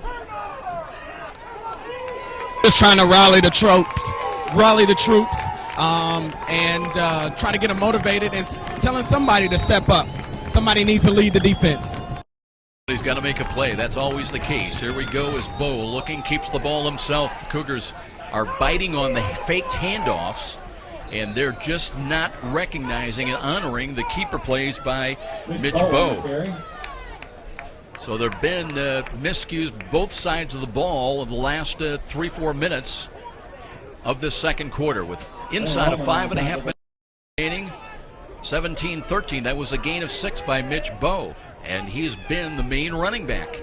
He'll take the ball looking to throw. The rush is on, throws over the middle, and that's incomplete. There was some contact downfield, but Taylor Brown had the coverage. And incomplete, I believe the Butts was the intended receiver. Well, big call coming up, 3rd down and 4. Cougars trying to make a play, going to make a couple of defensive changes here. Might be bringing in an extra defensive back. somebody steps up, like Daniel said down there.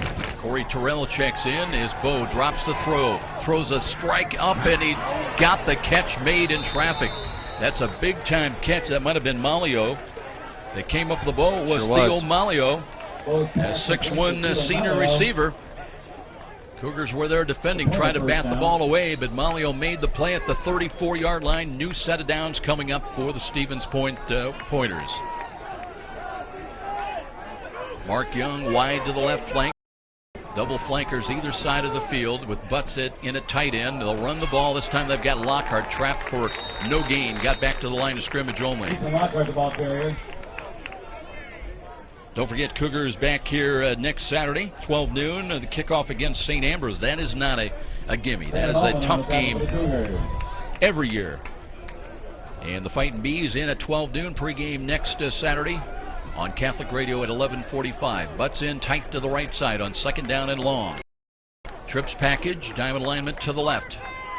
Bo out of the pistol alignment, looks, and he'll keep it himself. Has running room again up the middle, first down and much more. They are not keying on Mitch Bo. Yeah, he's kept that ball. I don't know how many times this first half right there. He does a great job sticking that ball in the belly of the running back, making the defense think that that's who has the ball, and then he pulls it right out, keeps it, and takes off. But 8 out of 9 times, you're right, Trent, he is keeping the ball, and now they're on the move again at the red zone. They've got it at the 20. Trying to score again. Bo ready to take the snap. Does give it to Lockhart. And they wrap up on him, but second effort kept the legs driving, and they had him stopped for a loss of 1 yard. Instead, he ends up gaining a couple. Always tough when you hit high. You know, the old fundamentals, the old-time coaches always said belt buckle or lower. Of course, that's easier said now with some of the size of these kids out there. Yeah. Well, and you can never stop your feet. If you stop your feet, you've lost. You lost your momentum. On a sweep, now Bo again keeps it up the middle, running room, and all the way down inside the 10-yard line. Well, they faked the end around on the sweep to Mark Young, and Mitch Bo, he is just seeing holes big enough to drive a truck through. And capitalizing on the Cougar defense. It'll be first and goal at the 10-yard line. 3 minutes time remaining in the first half. And they'll run it up the middle, and the stumbling touchdown run for Lockhart. Ethan Lockhart will score from 10 yards out. So they lulled the St. Francis defense to sleep, and then Lockhart with his second touchdown run of the ball game at the 3:14 mark, and now the Pointers beginning to put something together, capitalizing on St. Francis mistakes. That was huge for the Pointers right there. So they've got quite a bit of momentum right now. Let's see how St. Francis responds when they get the ball next. Cougars 10 up right now. They're 10 down. And Vervelde trying to make a lead of 11. If he can convert, low snap, got the ball down. The kick is long enough, and it's good. So 24-13. 24 first half points by the Pointers of University of Wisconsin. Stevens Point giving them the lead. And we'll be back here to Darcy Stadium. This is Cougar Football and Redeemer Radio, Catholic Radio, AM 1450.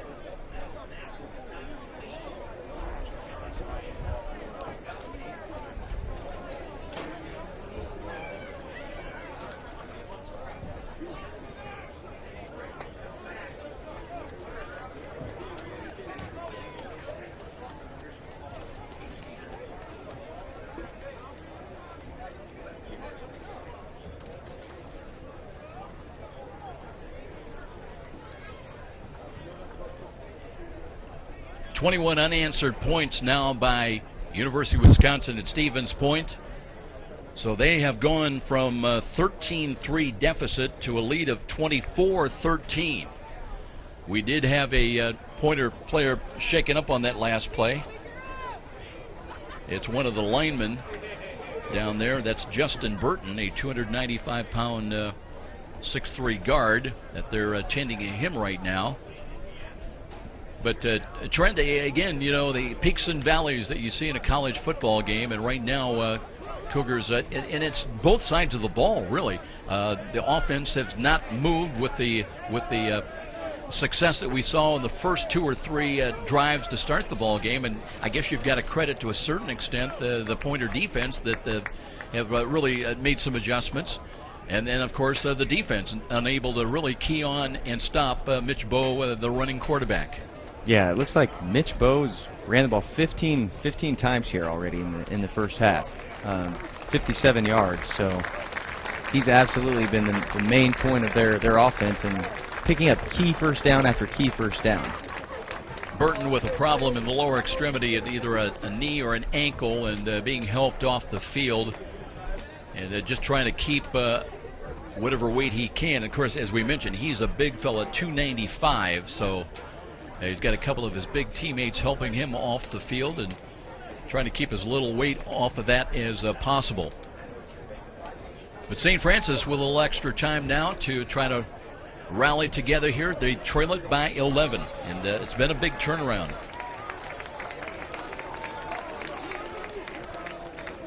Cougars going to send out Akeem Kelsaw along with Austin Coleman. To kick off for the Pointers. You know, football is such an emotional game, too, that you can get down and you just need one play by maybe a special teams player, offensive player, defensive player. Well, that can make all the difference in the world, absolutely. But it can turn around in a hurry. Good can turn to bad and vice versa in a heartbeat. Well, now that's what we need. Right here, this return, hopefully, Cougars get the ball back. We can get it rolling like they did in the first half. Protection hasn't been too bad, so find a couple of open people. We've got 3 minutes here to make something happen to close out the half. But you've got to eliminate the mistakes, the penalties, and you've got to hit open men. Here we go, a kick again, high end over end. Coleman's got it at the 11. Works to his right, 15, 20, 25. They wrap up. He's still on his field and reverses back to the left side in a foot race. Turns the corner, 25, 30, 35, 40, and kind of went to a second gear, and he held up a little bit. I hope he didn't pull a muscle. He's all the way out to midfield. Remember, he had been going back to last year a little hampered with a hamstring, and we'll check and see how Austin Coleman looks like he's running okay. Yeah, well, and that could be the spark that you were talking about right there, Joe. So the Cougar offense, they'll have great field position at midfield now to work with. And that'll put a bit of a charge into the Cougar fans. Been very quiet here in the last several minutes. Crowd back into it a little. 59 remaining in the first half on the clock. Miller stays in at quarterback. Too wide to the right. He's got the snap, wants the throw, screens high. Kelsall's got it though. Gets a yard, gets 3 yards, still on his feet. He's got 5 and finally knocked out of bounds on the far side. So Akeem Kelsaw with a good job. Turns a 1-yard reception into a pickup of 5 yards. Second down and 5, and they're into Pointer territory now at the 45-yard line. Want to check in after this snap of the ball with Daniel Carter and check what he's hearing on the sidelines and trying to turn things around. That emotional lift that Coleman gave him with the return right after the snap of the football. Miller waits again, hands the ball. Here's Campbell, and hit hard, but he rolls close to the first down to the 40s. We check in down on the sideline with Daniel Carter. All we keep hearing down here, Joe, is fight. It's a long game, and we just need to make sure that regardless on what mistakes have already been made, that we're playing the next play. Makes sense, and that sounds like Kevin Donnelly ever since he's been here all 15 years. Next play mentality. Miller on third down and short. Long count from line of scrimmage. 12 on the play clock. Gives to Campbell. Trying to sweep to the left. Turns the corner. He's got the first down and much more as he's all the way inside the 35. Tiptoeing down the left sidelines. Close to the 30. Well, let's see where they mark him out of bounds. He does have the first down, but they're going to say he stepped out of bounds back around the 36. But they'll take what they can get at this point. So the Cougars on the move, trailing it.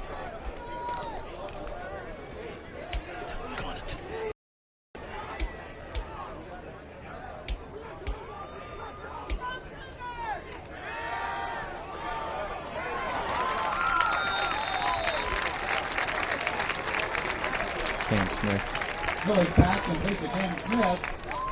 8 yards. Back at Darcy Stadium, Joe Parson with Trent Schott. Cougars on the move now as they pick up another receiving catch from Cam Smith. They'll have second 3. They spot the ball at the UW 28-yard line.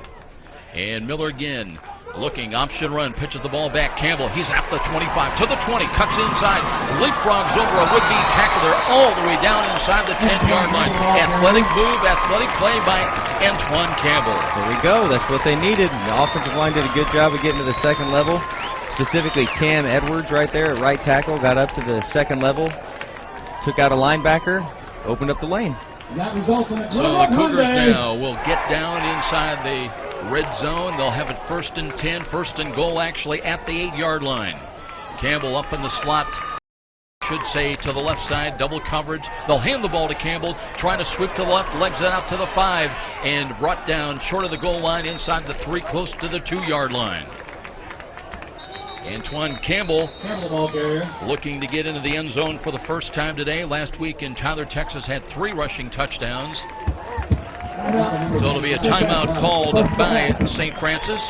And we'll turn to Trent Schapp for these words. Saturday's Mean Cougar football on Redeemer Radio AM 1450 and streaming live on RedeemerRadio.com. Follow the Cougars all season long on Redeemer Radio. Well, St. Francis wanting to make sure here as they call the timeout. And offensive unit gathered out on the field actually around Kevin Donnelly. And Trent, you've been part of these, and Daniel Carter's down there right now. But, what are you hearing? Are you hearing about specific plays or just about execution in general? Well, it's about execution in general right down here. I mean, we're just a couple yards away.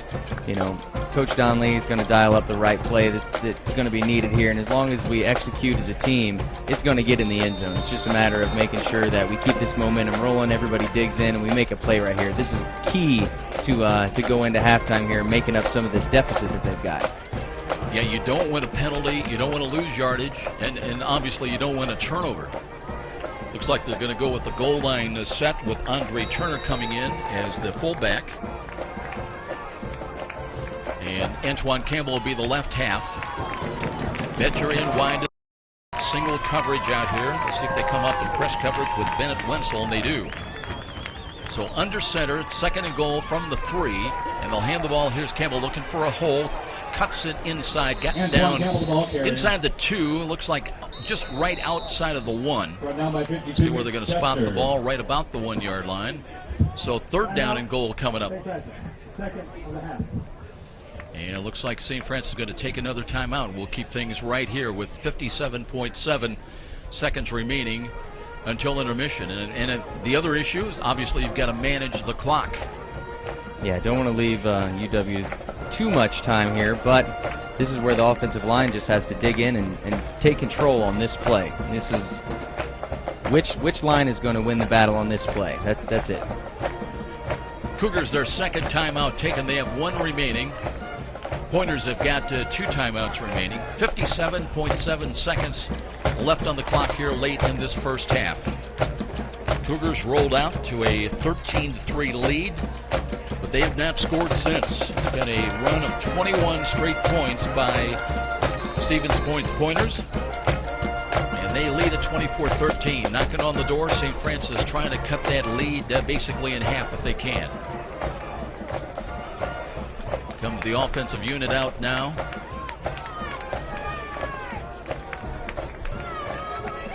And they've got to finish the drive right here. You've got to buckle down, buckle your chin strap, get this ball in the end zone here for the Cougars. Mano a mano. Brenton Williams, who had 2 big catches last week up the right side.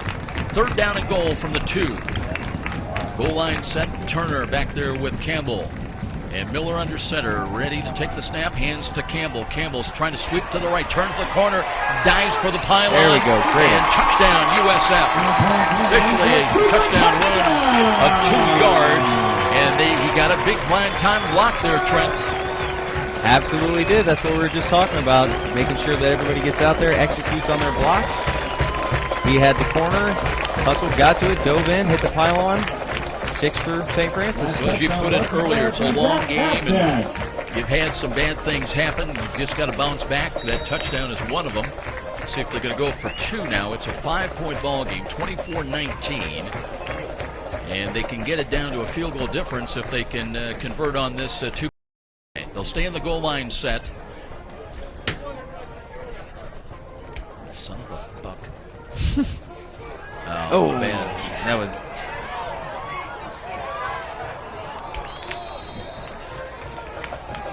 2-point conversion attempt. It's no good. The score is Wisconsin Stadium's point 24. Your University of St. Francis Cougars. Back at Darcy 19. Stadium with Trent Chatham, Joe Parson, 24-19. The Cougars tried for 2 fails as Josh Miller tried to come with a play-action fake, but that fooled no one, and he was sacked. Did get rid of the football, but off-balance throw sailed incomplete. So it leaves it 24-19. 24-19. Cougars come from 11 down. Now they trail it by 5.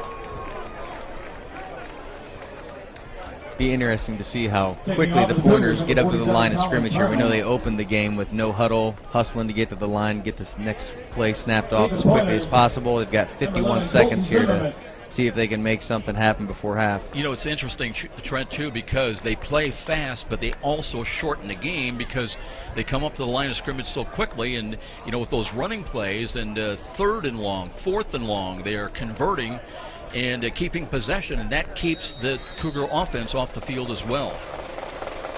But now we have 54 seconds remaining here at the first half. Nice end-over-end kick, driving kick, and Zimmerman's got it a yard deep, brings it out to the 10, 15, looks and runs into trouble short of the 20-yard line. So the Cougar special team, Jake Allen was down there leading the way. A good play defensively by St. Francis, leaves 46 seconds on the clock. And now we'll see what the Pointers want to do, whether they'll try to move the football or be content to lead this and go into the dressing room leading at 24-19. But Daniel Carter, I want to check in with you. That last touchdown, and there's got to be a change, a positive change emotion-wise for St. Francis. Definitely. It's always nice when you get to the end of the quarter. You felt like you lost momentum to gain it back right before half. Now Bowe is in there, Mitch Bowe, and looks to hand the ball off. And second effort run gets across the 20 to the 22-yard line as the Cougars' Rex Drabenstadt in there to have a hand in the tackle. And we may not see another snap of the football here before halftime intermission. Yeah, it looks like they're going to play it safe here. Remember, they'll get the ball to start the second half. They won the toss and deferred. And we're down to 20 seconds, and looks like on the sidelines they're already moving to across the field to the locker room. So that may end, very well be that was the last play and the last snap of this first half. 24-19. Cougars scored first, they scored last, but they coughed up the lead of 10. They trail by as many as 11, now trailing it by 5 at halftime at 24-19. And we'll be back with more of our halftime presentation. This is Cougar Football Redeemer Radio, Catholic Radio, AM 1450. By the USF dance team, led by Coach Kristen Thompson.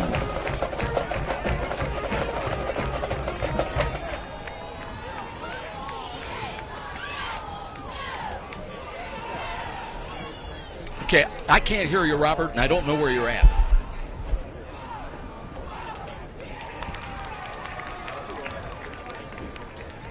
Yeah, run that. We need a little time to kind of regroup.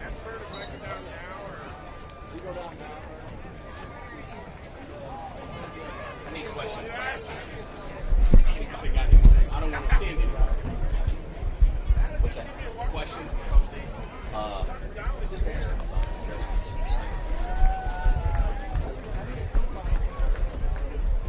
How big was that touchdown? Breaking there. Okay.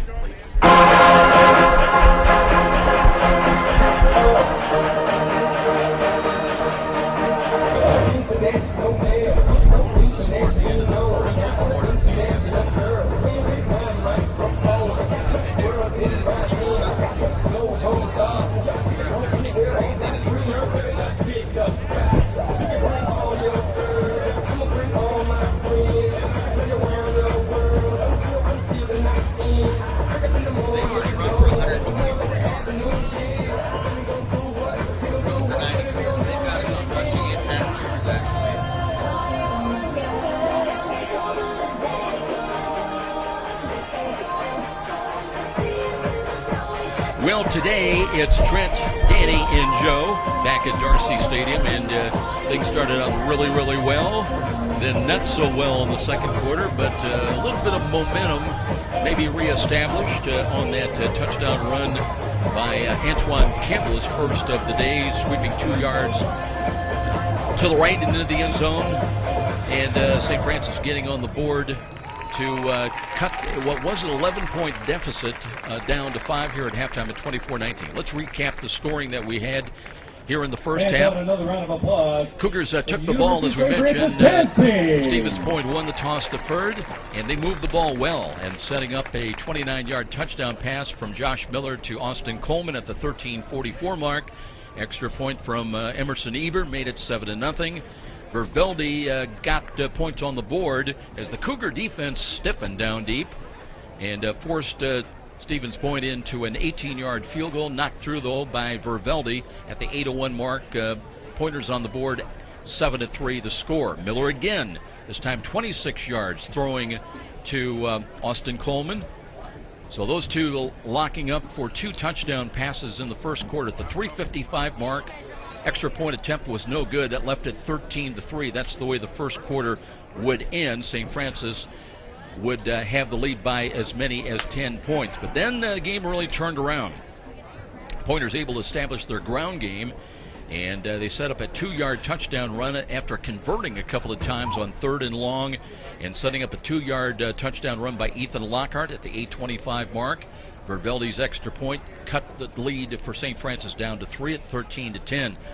But then a bad snap over the head of Colin Carman. It went into the end zone, and a scramble ensued. Joe Dax, we think, came up with it, recovering in the end zone for a touchdown after the high snap. Extra point Vervelde, and Wisconsin Stevens Point had its first lead of the day at 17-13. But they would add to the lead. Lockhart for the second touchdown of the ball game in the first half. 10-yard run at the 3:14 mark. And with the extra point added by Vervelde, it was 24-13 Cougars after being up by 10, then trailed by 11. But just before halftime, Antoine Campbell with a sweep to the right side in the end zone. Cougars tried for 2. They trailed by 5 and trying to get it down to a 3-point differential. But that late pass attempt, Josh Miller was under duress, could not complete it, and that's where we are here at halftime at 24-19. And in these situations, Trent, looking back in the early days, you're in the locker room. What are you hearing from Kevin Donnelly right now to his team? Well, I think right now he's talking about consistency, because, really that's what we lacked in the first half. First quarter, like you said, offense looked really well, and then we kind of took a step backwards. It's really about eliminating the mental errors and executing on the fundamentals, okay? Executing on the ordinary things better than everybody else. We had some errors in the kicking game, obviously. We had missed an extra point. The punt that you just covered was one that cost us big. You eliminate those errors and a couple penalties, and St. Francis probably has the lead right now. So, again, it's all how you bounce back from adversity. So I guarantee he's talking about that, bouncing back from adversity and then just playing with consistency and executing the way the Cougars know how. And the other factor, too, Warren Maloney, I'm sure, is talking about his defense. You've got to recognize and honor that Mitch Bowe is the likely runner. Don't necessarily buy the fakes, the fake handoffs, because probably 7 out of 10 times in the first half he ended up running for some good yardage. Yeah, you can tell he wants to keep the ball. He wants the ball in his hands, and he's more times than not, he's tucking it in and he's keeping it himself. And just like Coach Maloney said before the game, they know that he likes to run, and he's not your, I guess, what you'd say typical running quarterback that's going to go in and maybe slide feet first either. He's going to take you on like a fullback. I guess I'm a little surprised because he came in reputed to be the passing quarterback, had thrown for just under 1,000 yards last year, and did run for 77 times for 281 yards with just 1 touchdown. But really the emphasis has been not only on establishing the run, but staying with the run as much as possible. When he has elected to try to go through the air, he's had a couple of good catches by Alex Wallace, another one by Mark Young, and Evan Butts, the 6'4" tight end, also has figured a couple of times earlier very prominently in key receptions. Yeah, and the Cougars defense has to stay honest to the passing game as well, because they've got a big deep threat in Malio. The Pointers do as well, and we know that Bo can get the ball down the field. They have been running the ball more in the first half, like you said. I think they'll continue to do that, but we've also got to respect the fact that they've got a guy that's a burner that can get downfield in Malio that you've got to keep your eyes on while you contain Bo. Trent Schott joining us here in replacement.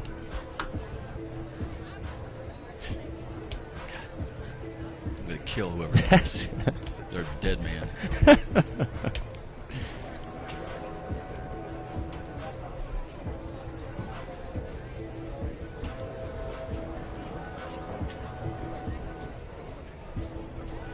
Halftime at Darcy Stadium with Trent Schott. I'm Joe Parson. 24-19 ball game. Teams in the locker room making their halftime adjustments. Want to take a look at the weeks ahead. Of course, the Cougars, this is the first of 3 straight home games. Now there's a off week sandwiched in there, but the Cougars are home next Saturday, 12 noon against the St. Ambrose Fighting Bees. Great history, great games between these two programs. Then they'll take a week off and come back here for the first ever night game. During the off season, lights were installed here at Darcy Stadium, so we're really looking forward to Saturday, September the 22nd. It'll be a night game, a 7 o'clock kickoff against Concordia of Michigan. But some of the other matchups today elsewhere around the MSFA. St. Ambrose, we mentioned them. They'll be here next Saturday. They're on the road today in Chicago against Trinity International. The other games are going on, and some of them are late games. St. Xavier at Olivet Nazarene in a night game tonight. Marion taking on Bethel of Tennessee. That's later today, late this afternoon. Taylor in an afternoon game at Anderson. Siena Heights going to Iowa Wesleyan. So a couple of later games. Art and Phil, Art Mandelbaum and the judge Phil Houck, they're well, I was kidding him. I said, we'll say you were on assignment. We're not going to kid anybody. They're in Dublin, Ireland, enjoying what was a pretty good Notre Dame effort. I think it was 27-7 the last time I checked in, but that was before the start of our ball game. But enjoying some great sightseeing over in the beautiful country of Ireland.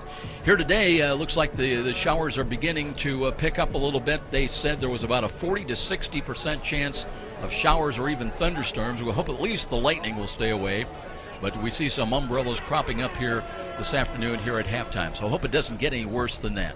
Yeah, rain's starting to come down a little bit. Not too bad right now, though, so we'll see how the weather turns out and how that might affect the second half. Even when you're not able to make it to a University of St. Francis football game, it can be right at your fingertips. Redeemer Radio is broadcasting every Cougar football game. Just go to RedeemerRadio.com and click the Listen Live button.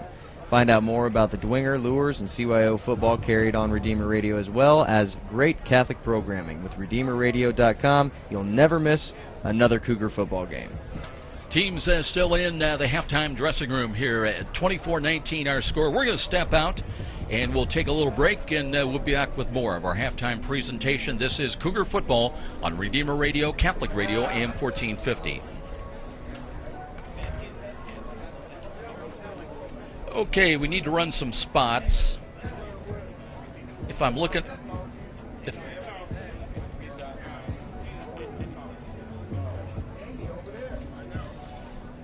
Okay, let's run that Glenbrook Dodge makeup spot then after this.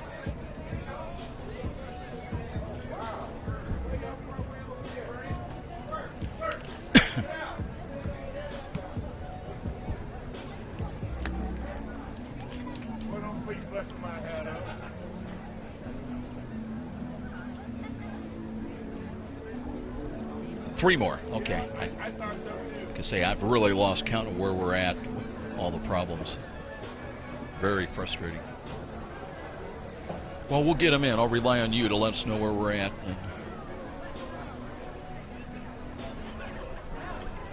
Okay.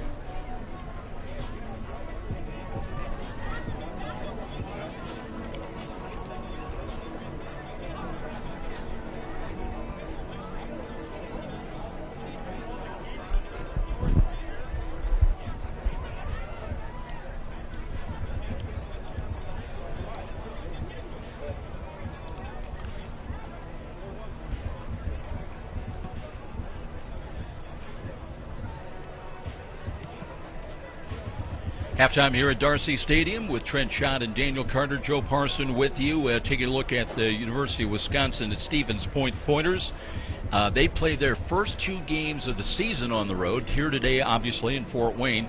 But interesting, Trent, they take a week off next week. Their next game is not for a couple of weeks. On Saturday, September the 15th, they'll be on the road still in Dubuque, Iowa, taking on the Spartans. So you don't see that a lot of times. It's early to take that bye. Yeah. A lot of times, though, the schedule just doesn't work out. And I think the other factor that the NAIA is finding that a lot of the teams are moving, changing affiliations. And that's, I know for Kevin Donnelly, one of the reasons we played last week down in Tyler, Texas, was for the inability or the difficulty in trying to fill out a schedule. So you got to sometimes go where you can and when you can. Mm-hmm. That August 25th kickoff, that's the earliest ever the Cougars have ever started their college football season, and this the 15th year for Coach Kevin Donnelly. Wanted to talk a little bit here at halftime. 15 years here at St. Francis, but 255 career coaching victories for Coach D, and he kind of underplays a little bit of that. It's some of the memories, though, and we talked a little bit about in the pregame, and one of, quite frankly, honestly, one of the big highlights is the ability to be able to coach with his son Patrick down on the sidelines with him. That's certainly a highlight. And we talked about some of those big games, and we've got the Fighting Bees coming in next Saturday, and one of the all-time greats that I will always remember was the game is on the line late, and the Cougars have a field goal attempt that is blocked, but it comes back to Andy Papagiannis, and he was able to, I still remember, to our right and across the way, the Fighting Bees players are jumping up and down. They thought they had won the game. Game's still alive. Papagiannis rolls into the left corner of the end zone for what turned out to be the winning touchdown. And you talk about emotions changing in this fraction of a section. You go from the low as you can get, looks like you've lost the game, then suddenly you come out a winner. And of course, the disappointments of going down to Tennessee 3 straight times and coming away empty with the championship bid. So, but the highs and lows, but still, all the memories are there. Oh yeah, and I think the team will come out in the second half and respond. I know a lot of those players know what this win would be for Coach Donnelly's record, and they'd want to be the ones to go out there and make it happen for him. So yeah, had a lot of memorable wins over all those wins for Coach Donnelly. The most memorable that sticks out for me, just in my playing career, is when we got Valpo here at home. I want to say 2001 season that it would have been, and they were ranked number 1 in Division I AA at the time. I'm glad you reminded me of that. Oh yeah, they came here, and then we ended up pulling out the game. It was a tight game the entire time, but we ended up taking them down and beating them, and I don't think they've played us since then. It's funny how that works out. Same way with Indiana State several years ago. But it's funny too, but you mentioned that, the first year, all freshmen go into Chicago, played St. Xavier. And it was so easy that day. I remember Caddy Lindsay had a huge game, won like 50-some points to win the game. We thought, hey, this is no big deal. We only won one more game the rest of the year with all freshmen. But all part of 15 years of Coach Kevin Donnelly's great coaching and the ability to establish a program and really a legacy that was established here, college football in Fort Wayne. We're going to come back with more, waiting for the teams to come out. 24-19 our score. It's still UW Stevens Point on top, and this is Cougar Football and Redeemer Radio, Catholic Radio, AM 1450.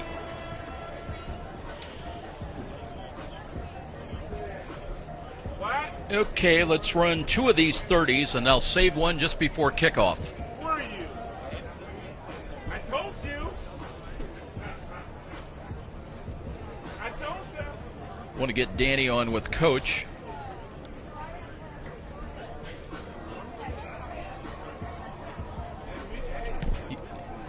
I wonder if they have an automatic cutoff on this, like a certain length of time. I can't tell if it's regular. I don't know.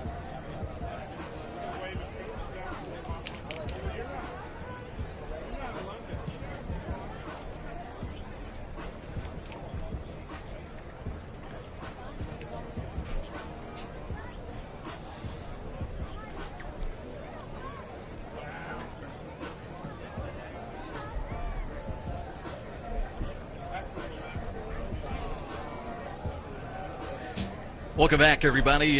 Just minutes away from the start of the second half. It'll be St. Francis kicking the ball off to University of Wisconsin at Stevens Point. As we wait for the teams, Cougars as a team beginning to come out. And not far behind will be Coach Kevin Donnelly with Daniel Carter. We'll be getting halftime comments from the coach here. His team up 10 at one point, then down by as many as 11. Now trailing it by 5 at 24-19. So we'll be going in and checking down whenever Daniel's ready with the head coach. I think he wants to have a little chat with some of the officials first, so we'll stand by and wait for that. But we'll see what the mood has been and the level of discussion, and we'll go down to Dan and the coach.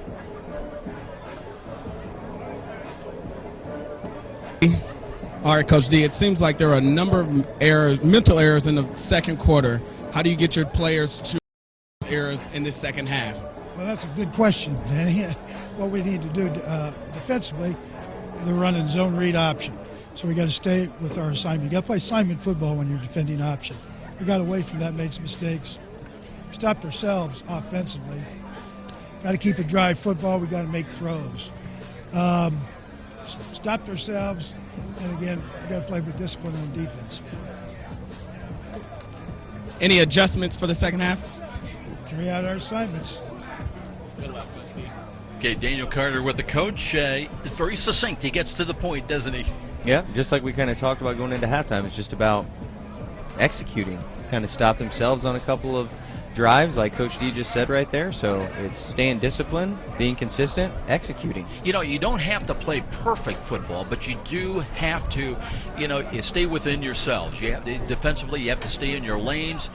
You have to responsibility. And a lot of it goes back, as we talked about throughout, especially the second quarter, recognizing and honoring. Mitch Bo's probably going to run the football. Yeah. I think that's a safe bet that he's going to hold on to that ball and he's going to take off with it here. Teams coming out, they're completing their halftime warm-ups. We'll be getting the second half underway shortly, 24-19. Pointers with the lead. They'll get the ball first to start the second half. When we return to Darcy Stadium, this is Cougar Football and Redeemer Radio, Catholic Radio, AM 1450. Okay, this will get us back even.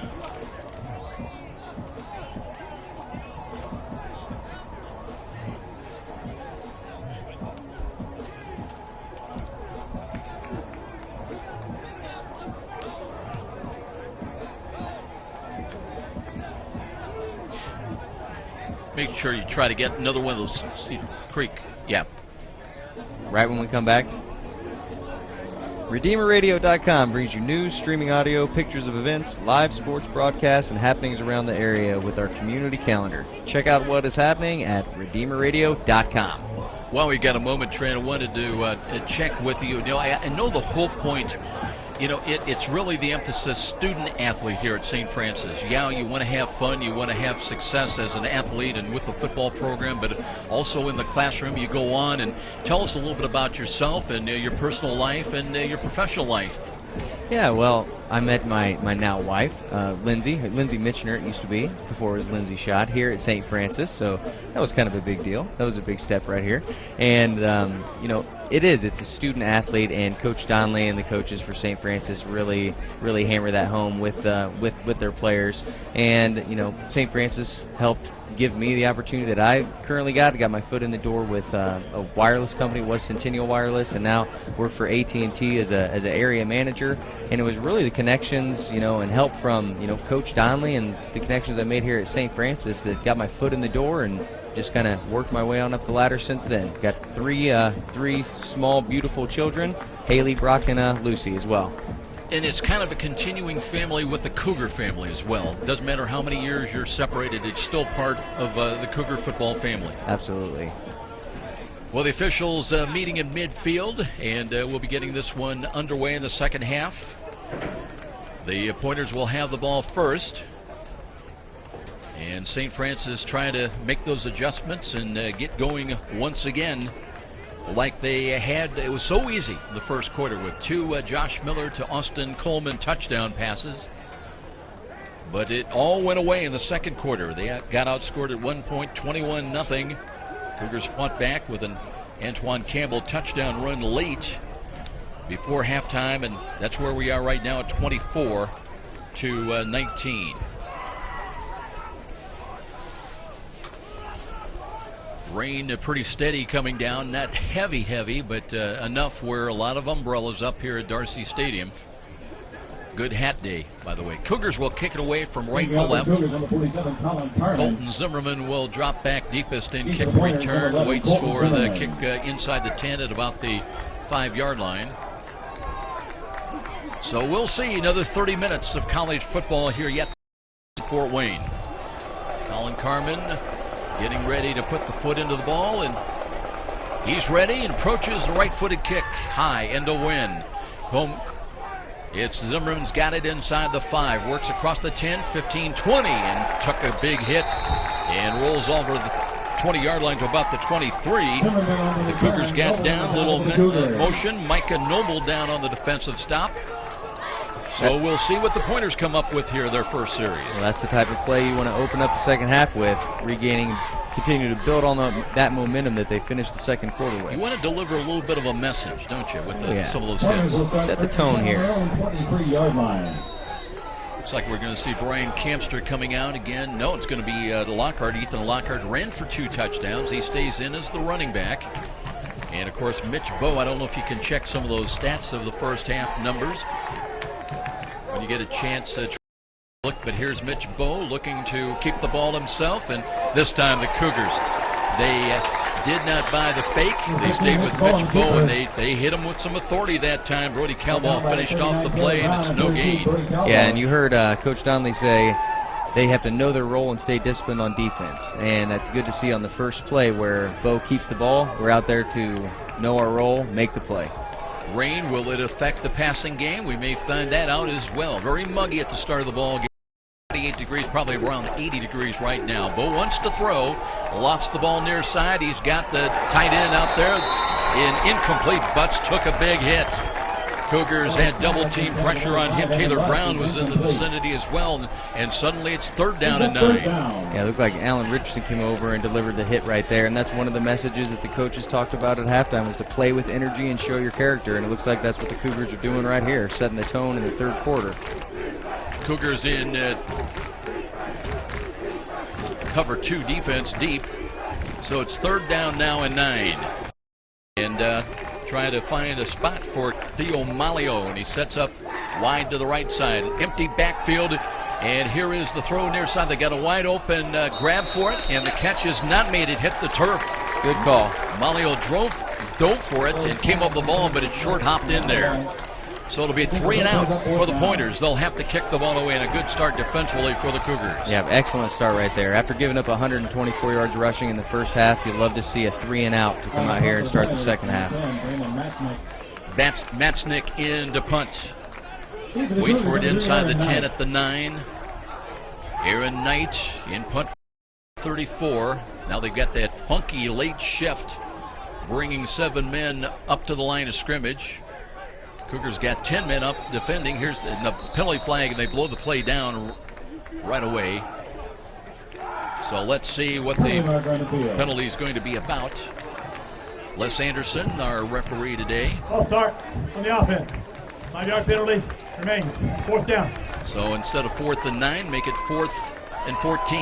Walk off of 5 yards. Don't know if we had a chance to check any of those like penalties and other statistics from the first half.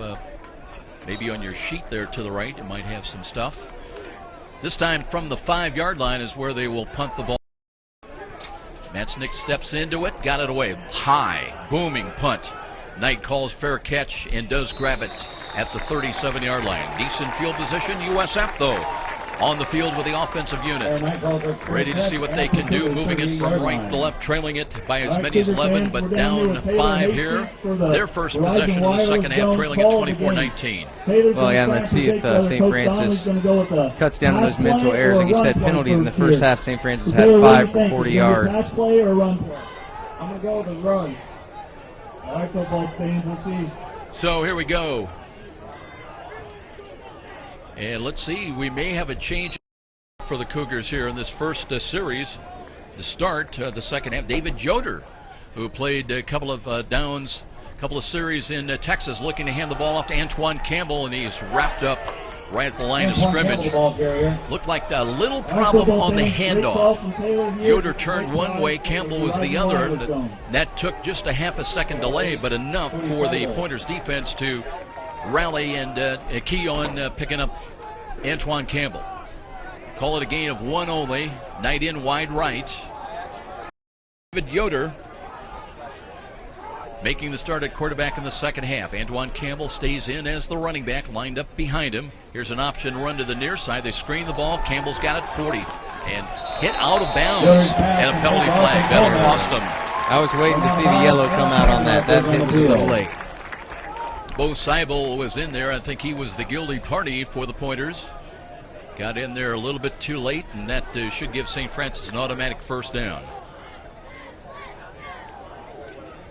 Les Anderson will let us know for sure. After the play, personal foul, late hit. Number 95 on the defense. 15-yard penalty, first down. So the walk-off 15 yards. That'll take the ball down to the 40-yard line. So the Cougars looking good as far as field position. 13:23 remaining in this third quarter. Coleman sets up in the slot to the right side. Split is going to be Aaron Betcher. And the Cougars, let's see if they keep it on the ground. And there was movement defensively. Here's a late pitch, and they blew it down. And I believe, again, the Pointers now committing mistakes. We saw a period of time in the first half where it was all St. Francis with mental miscues, and now it's going the other way. Defense unabated to the quarterback. 5-yard penalty, still first down. So it'll be back-to-back penalties and another walk-off. And 20 yards. That'll take the ball down with the last penalty in this one to the 35-yard line, where it's 1st and 5. David away from the snap of the football and the pistol.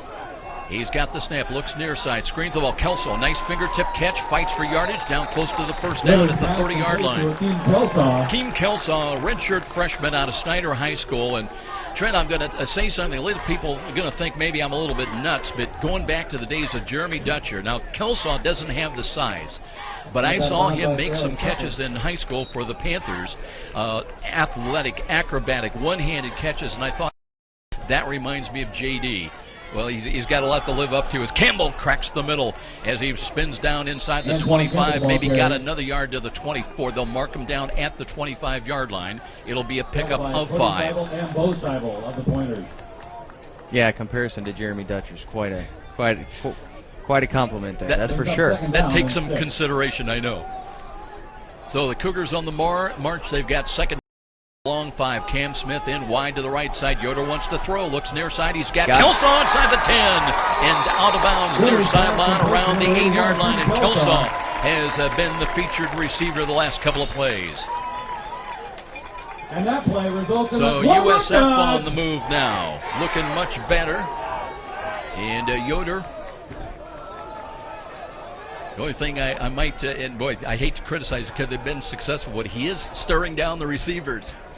And let's see how they react. Got it 1st and goal at the 8-yard line. Yoder moving the Cougars offensively. Waits for the snap again. Got motion right to left. He'll keep the ball himself. Spins and reaches down to the 6-yard line. Yoder on the keeper play. So we saw a lot of that fake action by the Pointers, and St. Francis and Coach Donnelly trying to give them a little bit of their own medicine. Cody Seibel for the Pointers there really came up and made a good play on that. Going to mark that ball back at the 7-yard line. Coleman in up on the wing now to the right. They go on the defense, bringing in Andre Turner at fullback. Campbell sets up at left half. Under center now is Yoder. Long count from the line of scrimmage. Motion again. Looks to give it to Andre Turner. Fights his way inside the 5. Up the middle down to the 4-yard line. Yeah, the Cougars maximizing their time of possession. Clock is will go inside of 11 minutes before this snap of the football. And they'll make a change. Now Kevin Bush will check in. Part of that goal line offense. Sets up at left end. Left tight end. Here we we go. 3rd down and goal from the 4-yard line. Yoder under center, waiting for the snap again. Motion by Campbell. Pitches the ball to him. Needs a block. Cuts up at the 3. Looking, driving, won't get there. Stopped right at the 3. So good pursuit by the Pointers. Brings up 4th down. Field goal would cut it to a 2-point ball game. Right now the deficit is 5 at 24-19. And St. Francis is going to send Coleman, who's out that snap, by the way, comes back in with Kelsall. They were both out of there. So the Cougars will roll the dice and actually move the ball back to the 4-yard line. So it's 4th and goal from the 4. Huge play here. Touchdown would give them the lead back. Campbell sets up as the running back. Option run. They'll screen the ball. There's Coleman. Coleman, he won't get there. They triple teamed him and knocked him down at about the 3-yard line. So they got the ball to him, trying to get it to him in space, but just too many numbers defensively. And a promising drive ends with no points on the board. As the Pointers come up with a defensive stop, they'll take over the ball at their own 4-yard line. Now, good news here is that they're pinned back, so let's see if the Cougar defense can take advantage of this. Have that defensive line get some penetration, get a big play here. Well, remember, at the start of the second half, they forced them 3 and out. And they'll be looking again with the ball at the 4-yard line to get very good field position and to get things going again. Jake Allen in to start, or at least in this series, at defensive left end. Got also Lance Carey at left tackle, joined by Matt Smith at the other tackle. And here we go from the 4-yard line as Mitch Bowe standing a yard deep, 2 yards deep in the end zone. Looking, wants to throw the ball to the middle, and he's got Butts down the middle all alone. 30, 35, 40, being chased from behind, and they've got him, but he's all the way into Cougar territory inside the 35-yard line. Evan Butts, the big 6'4" tight end, able to get the ball in stride and legged it out for a big gain. All the way from the 4-yard line down to the USF 31 is where they say the knee hit. Well, that's a big play for the Pointers, as now they changing fortunes. And Bowe again looking, hands the ball off. Lockhart curls up the middle, got inside the USF 30 to the 29, maybe to the 28. Lockhart, the ball carrier. So there's been a lot of hills and valleys for both teams here today in this ball game. That's a gain of 3, 2nd down and 7. 2 wide to the left. Mitch Bowe out of the shotgun formation, and now they want to reset the play clock. And they start it again. Well, Butts in. He's tight to the right. Just made that big catch for the Pointers. As Mitch Bowe ready for the snap again. Wants to throw again. Throws over the middle. Same play. And that one, nobody home. And there's a penalty flag. Intended receiver was Mark Young. Mark Young is incomplete, but there's a penalty marker on the field. Fans while they last at Big Eyed Fish underneath the stands. So we'll wait and see what the penalty is going to be about. Looks like pass interference on the Cougars. Right now the lead is 5. And the penalty will benefit the Pointers. Pass interference. 45 on the defense. The ball be placed at the spot of the foul. 1st down. So spot foul at the 16-yard line. It'll be 1st. Cougars trying to make a defensive play. And here we go as Bowe now comes up under center and may have changed the play call. Now he's got a little motion by Mark Young left to right behind the line of scrimmage. Repositions Lockhart as well to the right side and wants to throw the fade to the left side, and that one just sailed real high. He was looking for Theo Malio. Cougar defended. Tracy Hathaway had the coverage, and no chance for either would-be receiver or defender to get a hand on that ball. It sailed way high.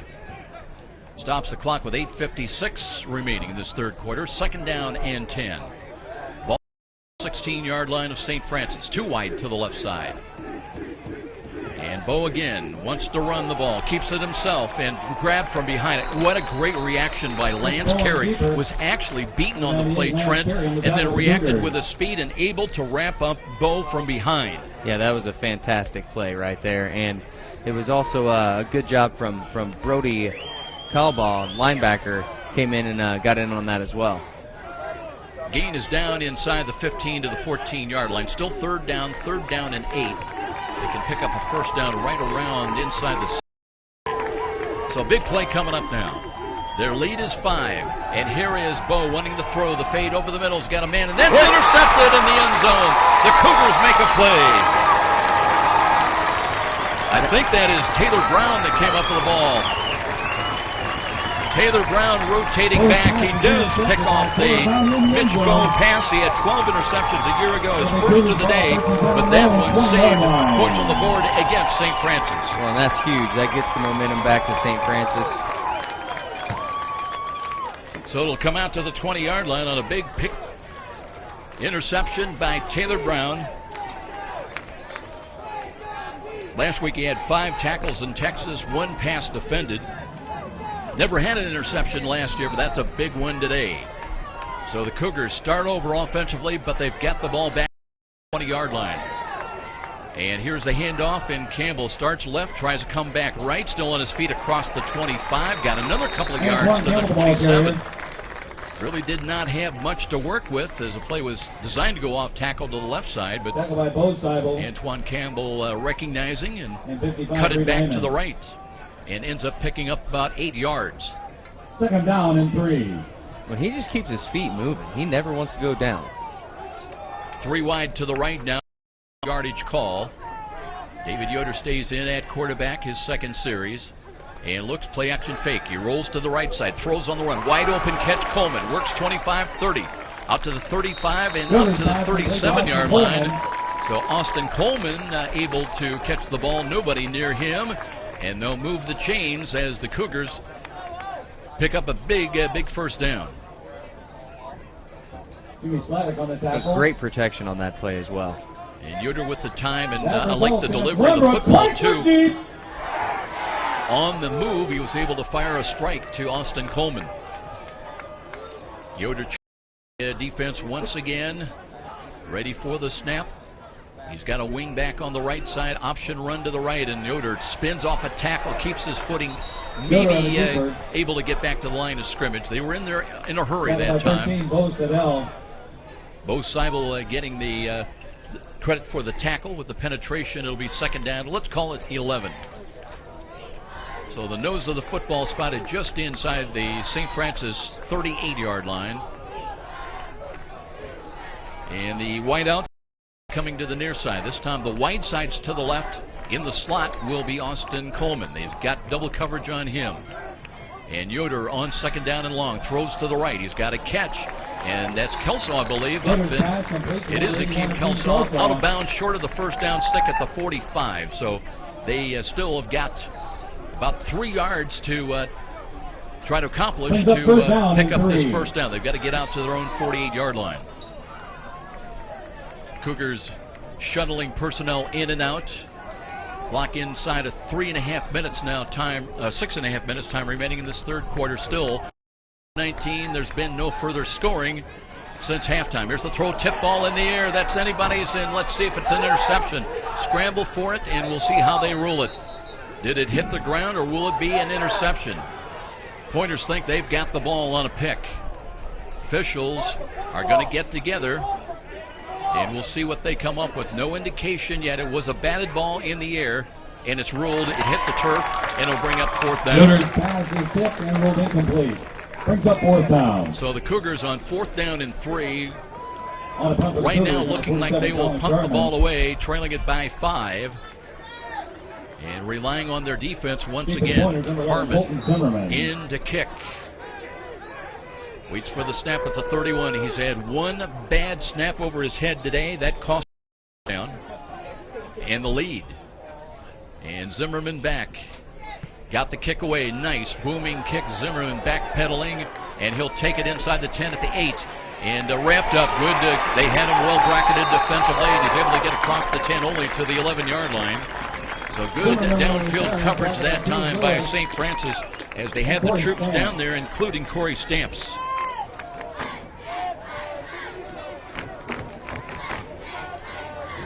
So a big challenge right now for the defense, trying to stop the Pointers. Remember, they at their last possession took over the ball at the 4-yard line, but had a big pass completion to Evan Butts. Just seeing the offensive unit trot onto the field right now for the Pointers with 6:03 remaining in this third quarter. Stevens Point off next week. They'll go to Dubuque of Iowa 2 weeks from today. Their next action, opening today on the road in Fort Wayne. They play their first 2 games on the road. And Bo hands the ball off, and now the Cougars are king, and they get them the 3, 4, 5 silver helmeted Cougars back there defensively for a loss on the play at the 9-yard line. Give credit for some of the numbers. Marcus Neal in there defensively. They've also got Matt Carton out there, and Kevin Bush at defensive left end. Loss of 3, second team. Bo, play action again, rolls to his left, wants to throw, puts that one high, incomplete. And Bo was under pressure once again as one of the linebackers coming in there. Might have been Justin Juarez. It was, with some pressure. Yeah, that absolutely caused that pass to sail high right there. Now, Trent, this is where the Pointers have been effective on 3rd down and 13. And 3rd and long, they've been successful converting these plays. You've got to watch Evan Butts. Their tight end success. Here's Bo. They keep it on the ground. And a run up the middle. And short of the first down stick across the 15. So Brian Kempstra got the call back in there. That'll bring up 4th down and 5. And we should see the punt unit come on for Wisconsin Stevens Point here. Another good series for the St. Francis defense right there. 3 for 3 so far in the second half. After the punt and the change, we'll check in with Dan Carter again and see what he's picking up on the sideline with, the Cougars have been moving the ball well, but really nothing to show for it as far as points on the board. Now we'll wait for the punt.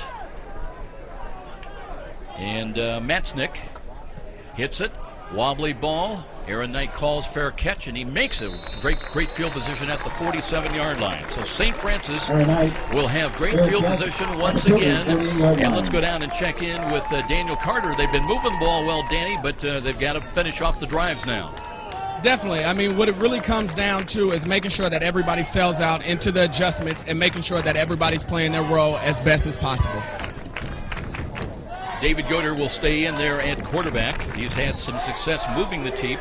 The 6'3" junior quarterback, played at Concord High School. And he's got trips package wide to the left, the wide side of the field. Movement at the line of scrimmage. Here's the give to Campbell, and tripped up. Nice driving defensive play.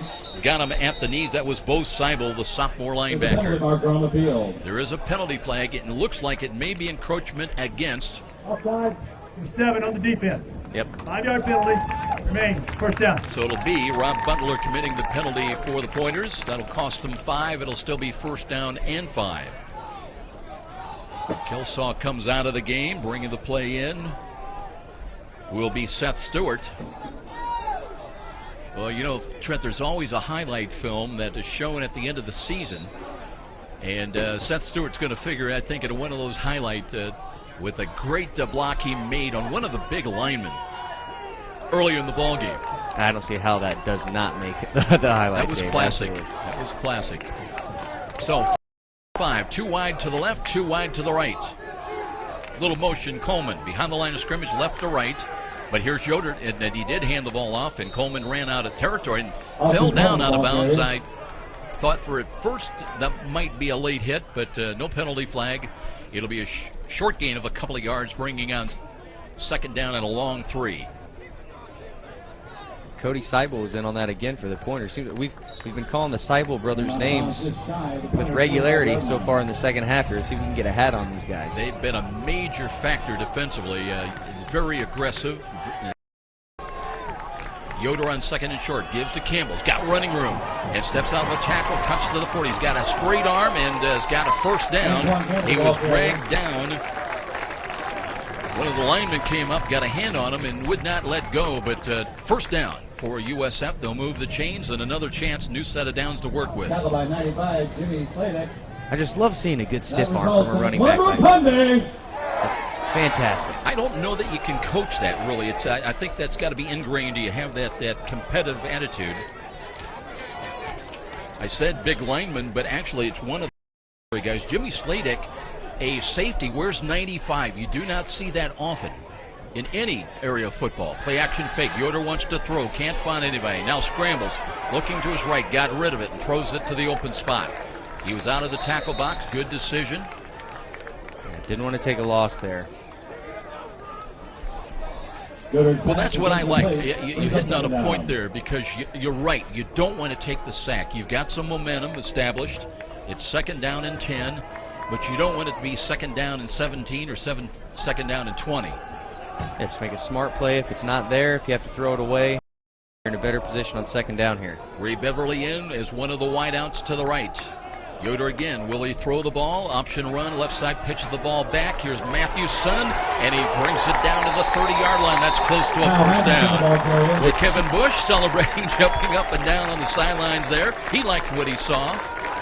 The two Cougar receivers, I didn't quite catch their numbers right there, unfortunately, but they had two fantastic blocks on that to spring that free. You'd love to see that effort in blocking from your wideouts. I bet Danny Carter was down there right in the vicinity and saw it. Danny, I don't know if you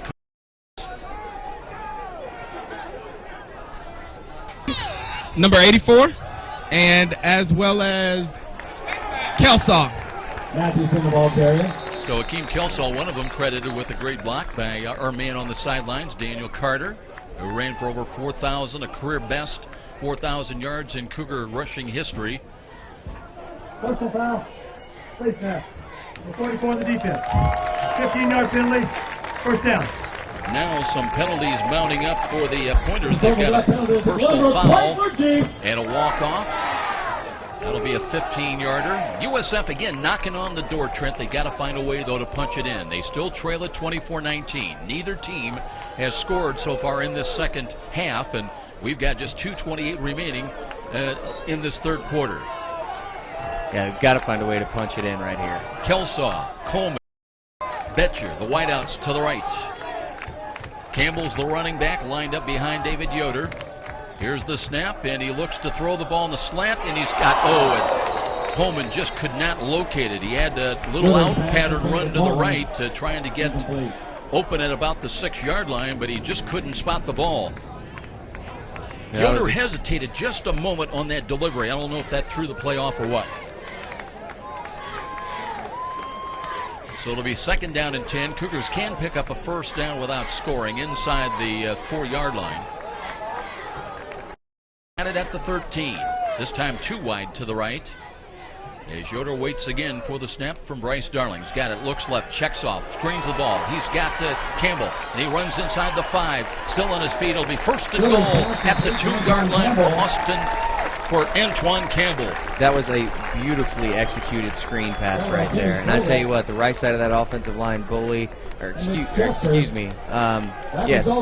Edwards, the right side of that Cougar offensive line, did a fantastic job getting their defensive lineman up the field and then releasing, getting out in front of that running back, getting down to the 1-yard line. And let's credit David Yoder also. Looked off very well. Looked to the left, throw that way, and then checked back right to the right side and got it to Antoine Campbell coming out of the backfield. Now they've got first and goal from the 2-yard line, and here's Campbell trying to find the goal line, and second effort, no, he's knocked down inside the 1-yard line.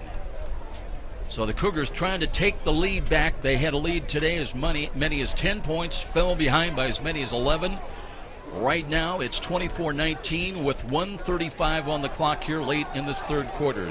Cam Edwards, a little problem with a chin strap, checking out of there. He's the kind of guy you'd like to have in these goal line situations. Absolutely. That's the second time he's for equipment. He's just in there hitting heads so hard. I guess we need to get him new chin straps. Campbell in motion, and here's a dive play up the middle, and do they have the touchdown? Yes, they do. David Yoder called his own number, and he's got his first touchdown of the season. David Yoder from 1 yard out at the 125 mark, and the Cougars have taken a 1-point lead at 25-24. Nice job, Yoder, sticking that ball out across the goal line right there. Looks like the Cougars probably go for 2 here now and try to make it a 3-point lead. Can bring in Beverly. Yoder came over to the near side. Play clock is down to 17. They're still huddled up, and they'll try for 2. Beverly between receivers on the right, to the inside by Kelsaw. Betcher, I believe it is, to the outside. There's motion by Kelsaw. They'll hand the ball to him, and lost his footing, spins, and it won't go anywhere. Knocked down at 5-yard line. So the try for 2, second time today, Cougars have tried for 2. It fails, but the good news, they've got the lead here in the third quarter as they lead it by a tenuous 25-24 count. And we'll step out. This is Cougar Football on Redeemer Radio, Catholic Radio, AM 1450.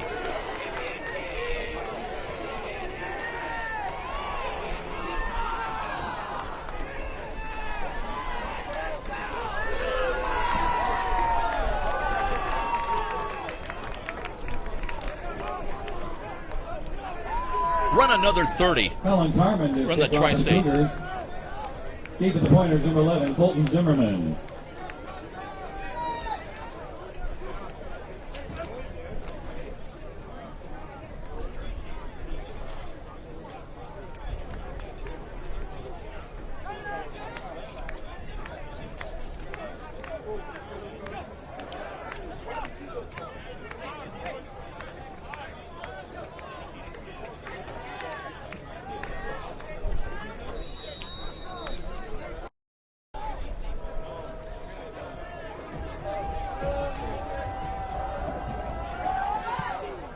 Cougars rally from 11 down. They lead it by 1 as Zimmerman will take a knee in the end zone now. That was close to being possession, but his momentum was driving him back into the end zone.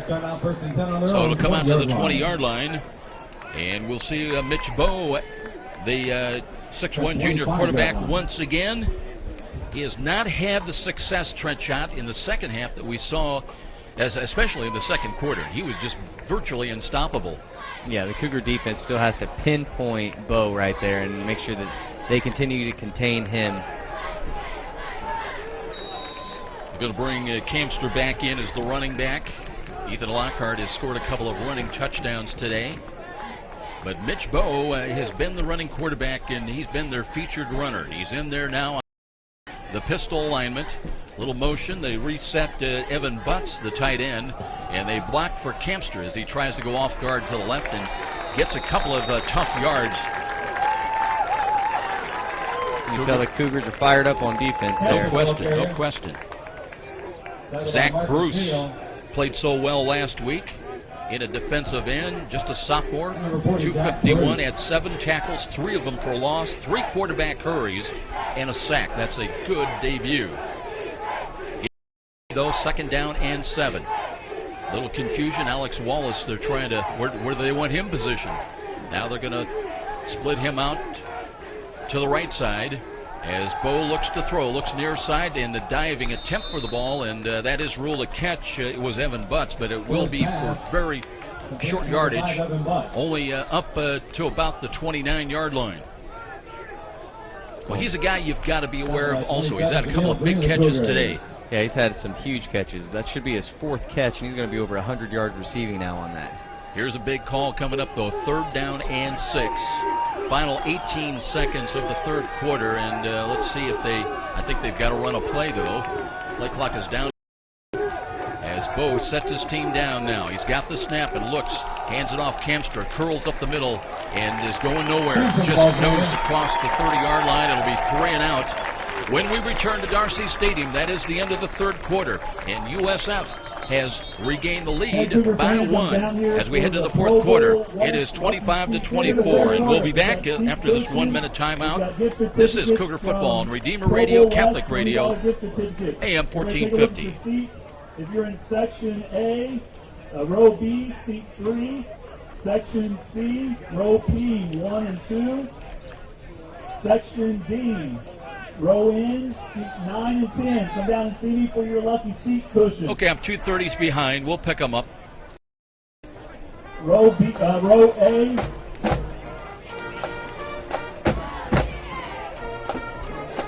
Oh, are we? Okay.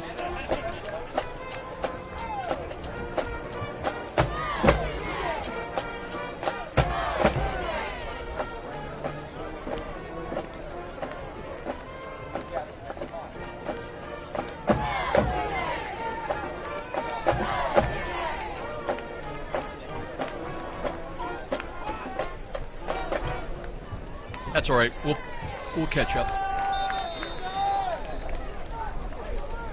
I'll have you for another one. Yeah. Right now. Back at Darcy Stadium with Trent Schott, Daniel Carter down on the sidelines today, and USF tenuous lead, but a lead, 25-24, as we head to the final 15 minutes, and a fourth down punt coming up. Brandon Matznick in to kick it away as he waits for the snap in 15. Back around the 17-yard line. Aaron Knight hoping for a return. Here's the kick. High floating ball again. Knight calls fair catch and does make the catch at the 25. Let's bring in Trent. This game brought to you by Cedar Creek Beverage Carryout in Grable and Cedar Creek Beverage in Leo, where you can find quick small service for your USF football refreshment supplies. Kick off your good times with Cedar Creek Carryout or Cedar Creek Beverage. Well, David Yoder has gone all the way so far in the second half and has looked very, very well. He has completed 7 of 10 passes for 59 yards. Austin Coleman on the day, 6 catches, 73 touchdowns. And the Cougars with the ball at their own 26-yard line. They'll run the ball. There's a hole up the middle and a spinning run by Antoine Campbell. Took a hit in the back as he turned his back, anticipating the contact, but he's got a first down. So he'll add to his rushing total. And that results in a Glenbrook. Coleman, by the way, 4 catches today, 125 receiving yards. 1st and 10, improving field position. USF with the ball up by 1. At the 39-yard line, Yoder, defensive possible blitz coming left side, and he runs right into it. Now reverses back and did get back to the line of scrimmage. Yoder on the keeper. Well, the young quarterback, he's got to recognize and read those defenses because the blitz was coming defensively left side, and he ran right to it.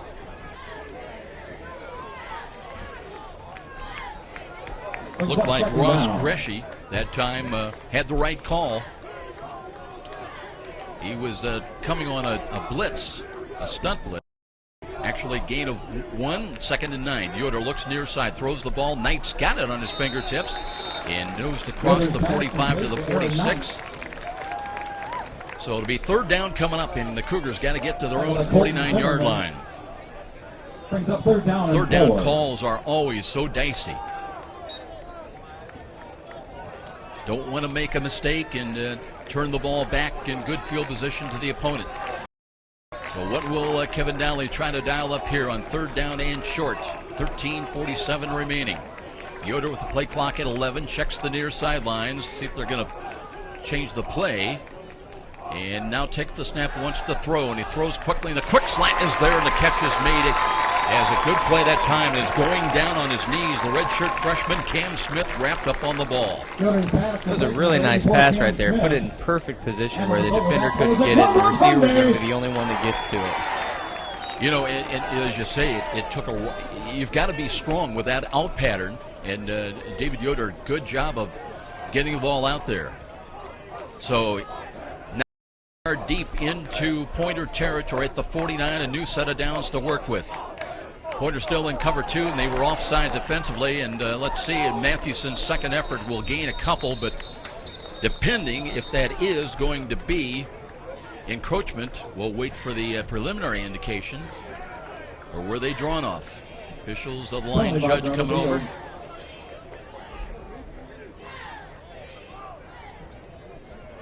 I believe it is. Yep. And that should be their 10th penalty of the game now. 5 yards, still 1st down. Yeah, walk-off is 5 yards, so it'll still be 1st down and 5. Right after the snap, we'll go down and check in again with Daniel Carter. And, you know, with success, David Yoder, more confidence, getting that rushing touchdown, another chance in moving the team again. We'll check on what he's hearing on the sidelines. Right now it's 1st down and 5. And here's a ball, gets away from Yoder, picks it up on one bounce, taking a look, and he's going to take the sack. And they've got him back at the 45-yard line, and that's not what Kevin Donnelly wanted to see. It looked like they had a chance to make a play, Daniel, but that's going to back them up 5 yards and bring up 2nd down. Yep, now it's about how they respond to the last play. The biggest difference between first half and second half is they've gotten the players on the sideline as well as the crowd into the game. Yeah, we've seen a lot of positive emotion by the crowd and the players. Kevin Bush was jumping up and down, celebrating a nice run. But now it's 2nd down and long. Here's Yoder rolling to the right, wants to throw over the middle. He's got a man and sliding catch. That's made by Austin Coleman. He's got a 1st down at the 37-yard line. Well, the little guy went down and cradled it with his body. So they moved the chains, and again, the Cougar drive stays alive, leading it by 1 with just over 12 minutes time remaining. I tell you what, Yoder had all kinds of time on that one. When you sustain your blocks for that long, good things are going to happen. 1st down and 10 from the 37-yard line. Yoder with the snap, rolls to the left, screens the ball out there, and Coleman comes up with it. He bobbled it, volleyballed it back to himself, and he runs close for another 1st down. You know, those plays, Trent, 9 out of 10 times, you're either going to not make the catch, or if you do, you kind of bobble it, and maybe it's ruled a fumble. And Coleman, with that athleticism and quickness, able to run right back to a ball that he bobbled. Oh, yeah, that's just great concentration right there. It just goes to show you again, the guy never gives up on a play. And he picks up 8. Clock inside of 12 minutes now remaining in regulation. As here's Yoder, runs to the right side, throws to a spot, and he's got a catch made Betcher. Betcher with a 1st down. Cougars taking what the Pointer defense gives them and moving the chains. That'll move the ball down to the 21-yard line. I tell you what, that offensive line, I know I've talked a lot about the line, no surprise, but they're doing a phenomenal job right now as a group. Remember when you guys started, Kevin called you as young puppies. Here's Mathewson trying to break it to the outside, cuts inside the 15, down inside the 10-yard line. Kyle Mathewson, very tough run. That's one of his best runs, as he really showed some aggressive attitude running the football. And that resulted in a Glenbrook Chrysler Jeep. That'll move the ball right down to the 10-yard line. So it'll be red zone once again for the Cougars. 1st and goal at the 10-yard line. A lead of 1, but a lead. And now they try to put. Got Betcher wide to the right side. Mathewson, the running back, takes the handoff, tries to find some running room. Still on his feet inside the 5. He scores! 10 yards, they look like they had him stopped for no gain, and Kyle Mathewson not to be denied. He takes it in from 10 yards out. A key touchdown for St. Francis. That adds to their lead. Now they lead by 7. Fantastic effort there. Again, just don't stop your feet. Keep moving. Good things happen. Good block to help with that from Keegan Morris, the left tackle as well. Kyle Mathewson had some success the previous carry, and he was not to be stopped on that last. Yards out, high snap, right-footed kick. Emerson trying to get it through, and he does. He splits the upright, add 1, and now it's a lead of 8 for St. Francis. Up 10, down 11, now up 8 with a timeout here at Darcy Stadium. This is Cougar Football on Redeemer Radio, Catholic Radio, and 1450. Wisconsin Stevens point 24. Okay, sneak in those 230s. No, you're good.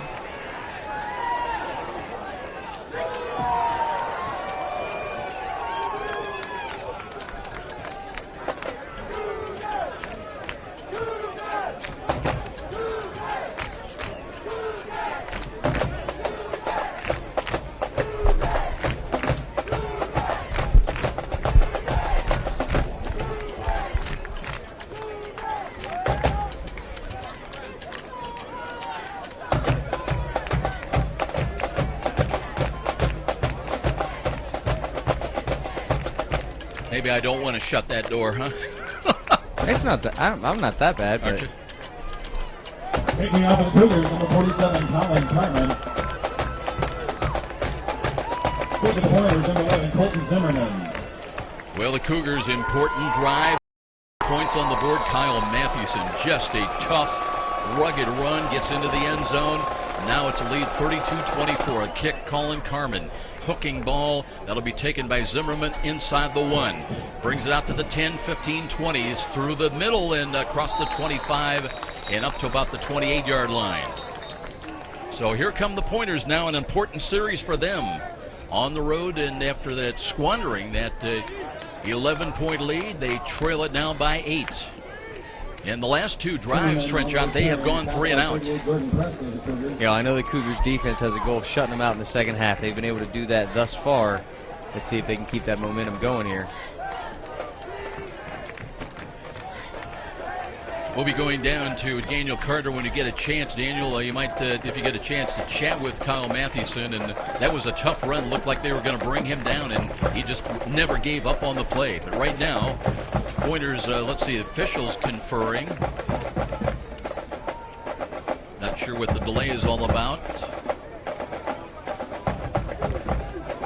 The rain, if it is raining, it's light. There are still some umbrellas here in evidence at the Darcy Stadium. It's been steady, but on the light side. Don't know if they're trying to, now they're talking on the far side, and there's, I thought it was a penalty. They just flipped the football away. I was going to say somebody on the Stevens Point side may have said the magic word, but I think they're just marking the ball ready for play right now. 1st and 10 from the 28-yard line.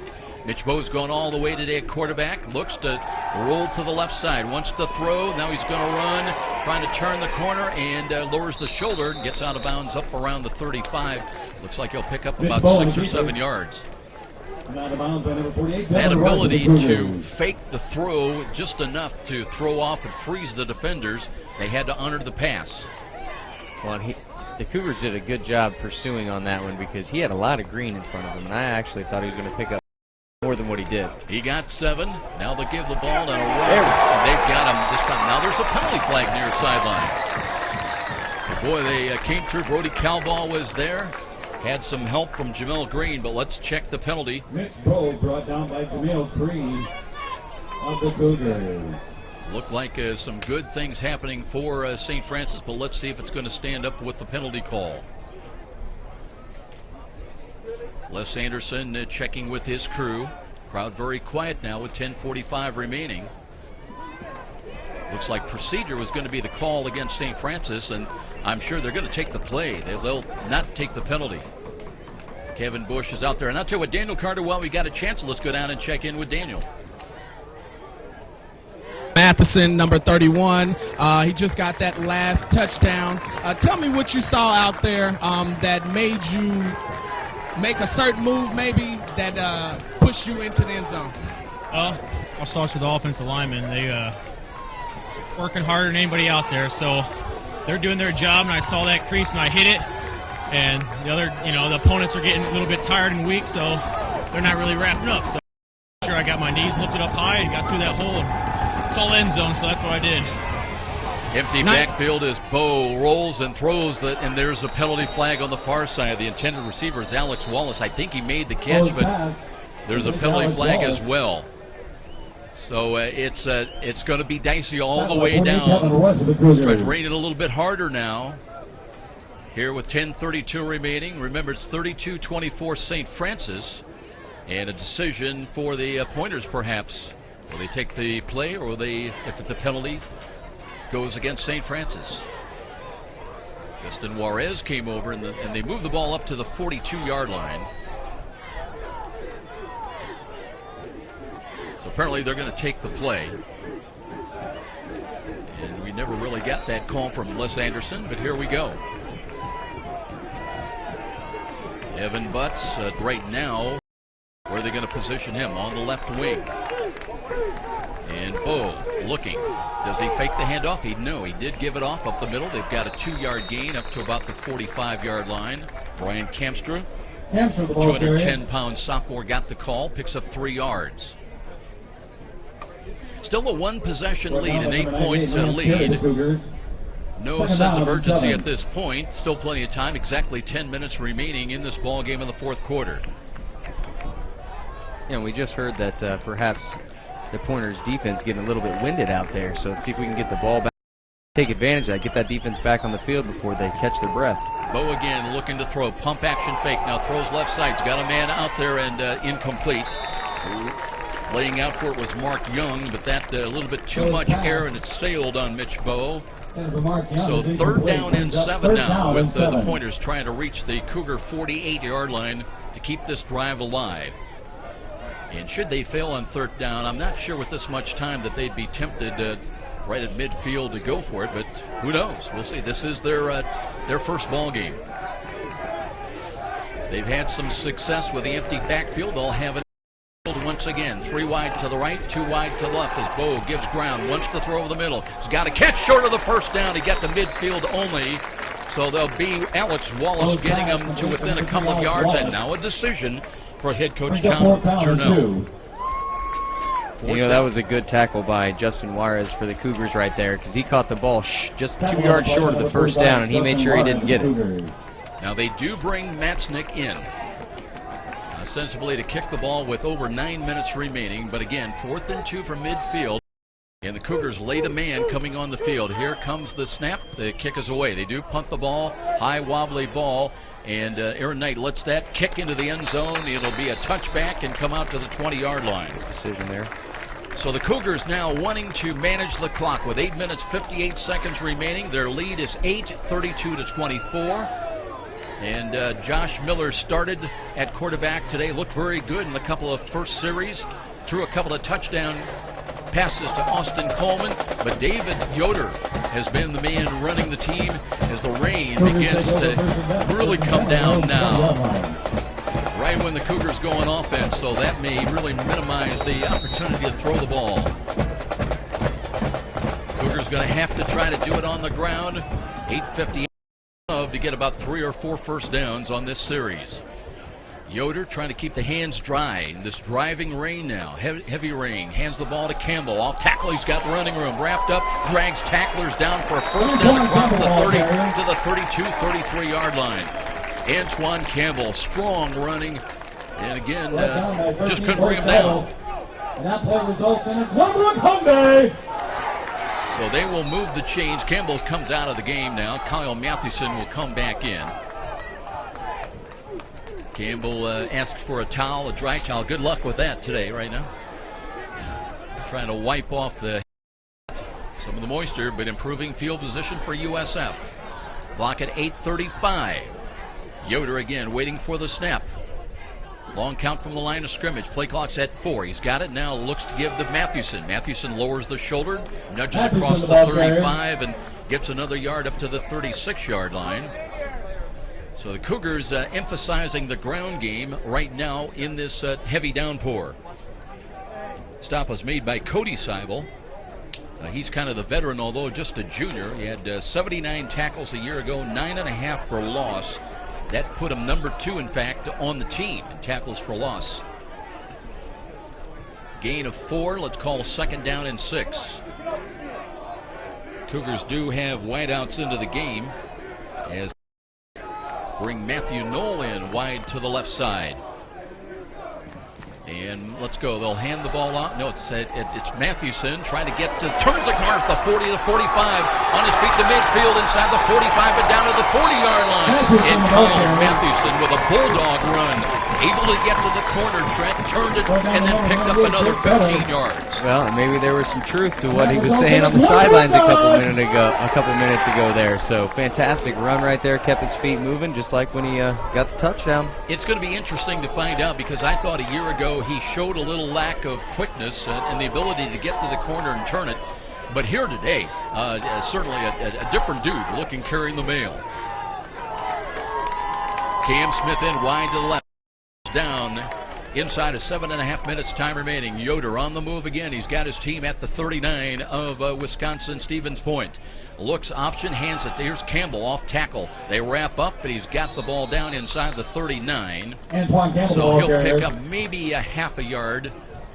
Better defense that time by the Pointers, as now they've got to be concerned about the clock. It's still a 1-possession lead, an 8-point difference. Of the Pointers. Whistles blew, but not sure what that's about. Maybe just a very, now they wind the clock and we're back to live action. 6:48, 6:47 remaining. You don't necessarily need points on the board, but that would be a big icing on the cake if you can get it. No, eat up and get some points while we're at it. Absolutely. That's the major factor, though, taking that clock down.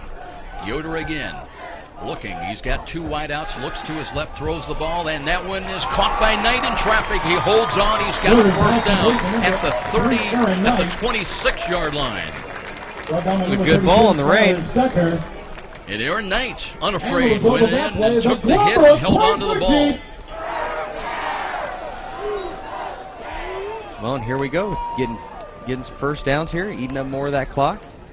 And look at the body language of David Yoder, coming in as a backup role. The Cougars were struggling in the second quarter, and it just looks like he's in his element, that it's just a trip to. Yeah, it seems like his confidence level is getting higher and higher. 1st and 10, Pointer show blitz, defensive left side. Let's see if Yoder recognizes that. They hand the ball off right to that spot. Yep. Campbell got the call, and fortunate able to get back to the 25-yard line and maybe a half-yard gained. But Bo Seibel for the Pointers in there on the tackle. But that's one of the the objectives with a young quarterback, reading the defenses, and that takes only game experience and time. 2nd down and 10. Too wide to the right. We're numbers in there again for St. Francis. I believe that's Campbell, though, up in the slot. Austin Coleman it is to the right side. Mathewson is the running back. And here's Yoder taking time off the clock that he can. Rolls to the right. Wants to throw. Looks short, and that one was nearly picked off. Right through the hands of a defender, Bo Seibel. It was intended for Coleman, and he's drawing a lot of attention now with a game on the line, with 3rd down and long coming up for St. Francis.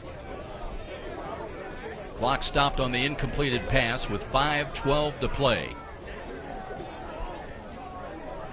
And you've got to be aware that the Pointers have got that big play capability, especially with their big tight end, Evan Butts.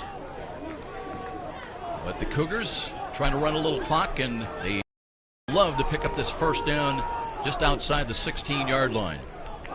Yoder again, straight drop, wants to throw to the left. He's got a man, and there's the catch made. Did they get a foot in bounds? They did, and it'll be a first down. Nice pitching catch right there. Great job, and that's the ball caught by Matthew Knoll out of Carroll High School. Matt Knoll. That is a big-time catch, and they do move the chains. It'll be 1st and 10 at the 15-yard line. Well, that's a huge play right there. On 3rd down, need to pick up 10 yards to complete that when you've got an 8-point lead, 5 minutes to go in the game. It was clutch. Cougars managing the clock, stringing some first downs together. Now we're inside of 5 minutes time remaining, and threatening once again.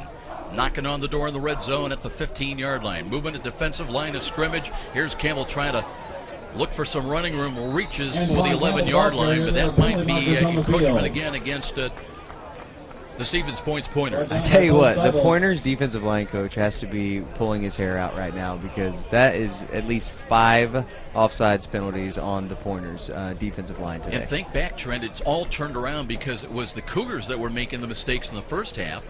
This one is encroachment against UW Stevens Point.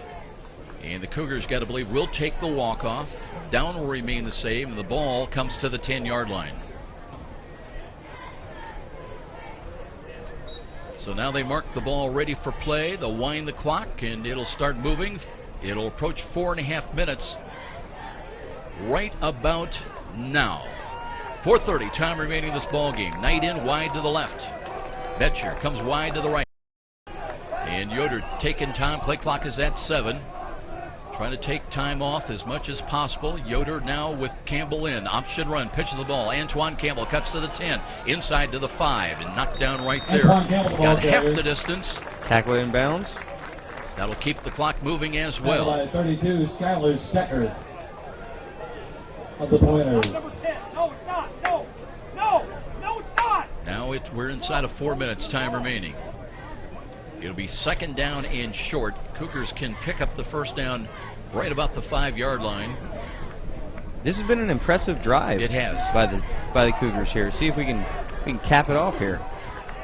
Daniel Carter, you may want to ask Coach Have been the keys here in the second half when we have because they'd been able to move the ball and run the ball.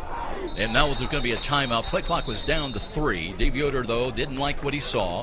So he'll call the timeout. The Cougars will have 2 remaining when we return. Our score, 32-24 in favor of St. Francis. This is Cougar football on Redeemer Radio, Catholic Radio, AM 1440, 1450. Just the 1:30.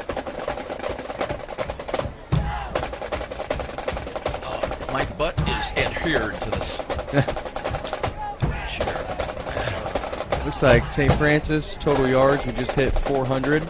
Yeah, when it should. Fans massively celebrated at 4 p.m. today in the St. Time of possession. You got that broken out pass run.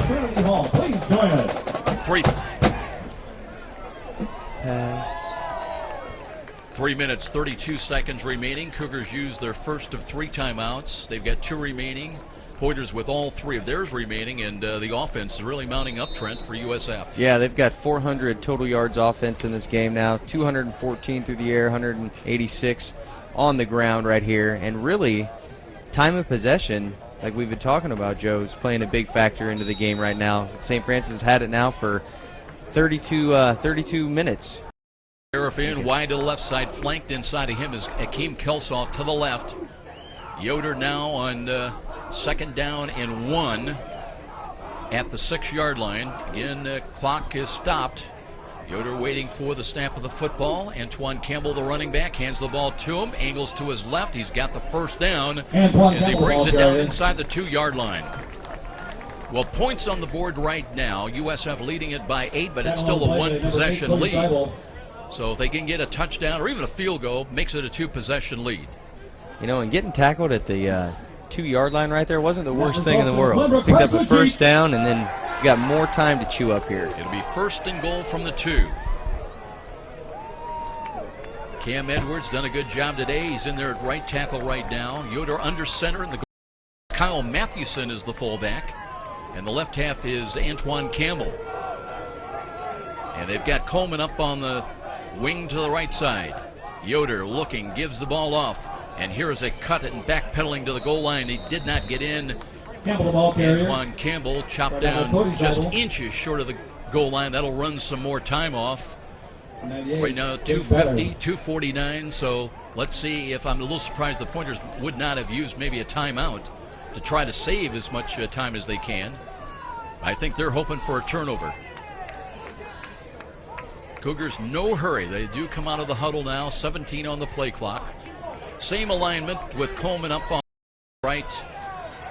And Mathewson and Campbell, the running backs. Yoder is going to take that play clock down, just standing around. Now he's ready to take the snap with 4, with 3, motion. And they look, they'll give it off to Mathewson. Dives for the goal line. He's in for a touchdown. Back-to-back touchdowns for Kyle Mathewson, this time from a yard out. Let's see, there is a penalty flag. Hold on. Penalty markers on the field. There was movement in the backfield, and Cougars thought they had, it's against Wisconsin-Stevens Point. Cougars will take the touchdown, add to their total with 2:15 remaining. Here's another offside penalty. Mathewson just dove across the goal line. On to attempt the extra point for the Cougars, number 87, Emerson Eber. So it's a lead of 14 now with just over 2 minutes remaining. Carmen on the hold. Evers missed one today. This time the right-footed kick. It's hooking a little bit on the way. It's good. Caught the left upright. 49-24 with a timeout here at Darcy Stadium. We'll be back. This is Cougar Football Redeemer Radio, Catholic Radio, AM 1450. And that touchdown was brought to you by Afghan Dental Services. Okay, we're looking right on target. Afghan is the official dental Get provider that for 60 USF for the end of the Athletics. game, and then to the Afghan has been postgame. serving all of Fort Wayne for over 25 years with patient-friendly dentistry. Visit Afghan Trying to for set you all up your for dental another needs. read. Okay.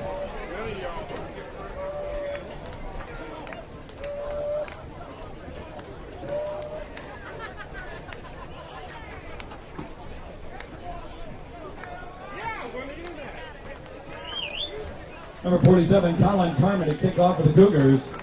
Well, some days you're happy it's a 60-minute game. The game started out, Trent, looking like all St. Francis. They were up 13-3, and then the roof fell in the second quarter. They were outscored 21-0 at one point, trailed until a late touchdown by Antoine Campbell got them back 24-19, and now the second half has been owned by the guys. Yep, peaks and valleys, how you respond. That last drive was fantastic. That was a game-winning drive there. Here's the kick by Carmen, high end over end, and running up Zimmerman at the 5, out to the 10, 15, 20 to the right side looking, a little stop-and-go move, and running out of real estate, pushed out of bounds right around the 20-yard line. And just 2 minutes, 5 seconds remaining to be played in this ball game. Pointers, as we mentioned, off next week. They'll still be on the road 2 weeks from today in Dubuque, Iowa, taking on the Spartans. And St. Francis back here at Darcy Stadium next Saturday, high noon, taking on the St. Ambrose Fighting Bees. And always a tough battle with St. Ambrose. They're well coached, fundamentally strong and sound. So another test for Kevin Donnelly's young Cougars. Speaking of which, defense now, they're dropping cover 2 very deep. Well, now they're coming up. So let's see if it's still Mitch Bowe in at quarterback. It is. Wants to throw, double pumps, then throws in the flats, completes. And he's got a first down around the long sidelines. So Lockhart coming out of the backfield, and it was like Bowe kind of double hitched on that delivery. But I think you saw a wide open Lockhart, and now a hurry up no huddle offense with exactly remaining. You've got a first down at their own 36. Empty backfield, and they check off and throw to the right. It's a screen play and some running room as the Cougars shut that down at the 41-yard line. Remember, the Pointers have all 3 of their timeouts remaining, but they trail by 15 points, 39-24. On the play by Brody Cowball. Clock's still running right now, too. They don't use one of those timeouts. Kind of amazing. 3 remaining. We're closing in on 90 seconds. Empty backfield again. Bowe rolls to his right side and throws it in low, but that ball is caught by Alex Wallace. So they're into Cougar territory at the 49. Clock will stop while they move the chains with 1:24 to play. Now they put Lockhart as a wideout to the left, part of that empty backfield. So 3 wide to the left, 2 wide to the right. There was movement, came out of the stance, and they have to throw the flags right away with 1:16 remaining. That should be another penalty on the Pointers, I believe. Procedure, the call against Wisconsin-Stevens. It'll be interesting, Trent, to see the final stats today and how this game really turned in part because of the mistakes by the Pointers in the second half. Well, it really did. Just like what Coach Donnelly said coming out of halftime, it's just a matter of the Cougars executing, and that's what they did, and they penalties. Bowe to throw again, steps up. Will he run? He will. Now throws, and the ball, a diving catch made at the USF 40-yard line. Mark Young with the catch. And they are short of the first down, so the clock moves now inside of 1 minute. It'll be 2nd down and 1. Cougars making changes. And they'll stay in the empty backfield for Bowe. Looking to throw again. And looks and knocked away. Good defensive play. Brody Cowball timed it perfectly. Dove, reached in, and knocked the ball away with a left hand. Stops the clock with 48.3 seconds remaining. It's 3rd down and 1 at the USF 40.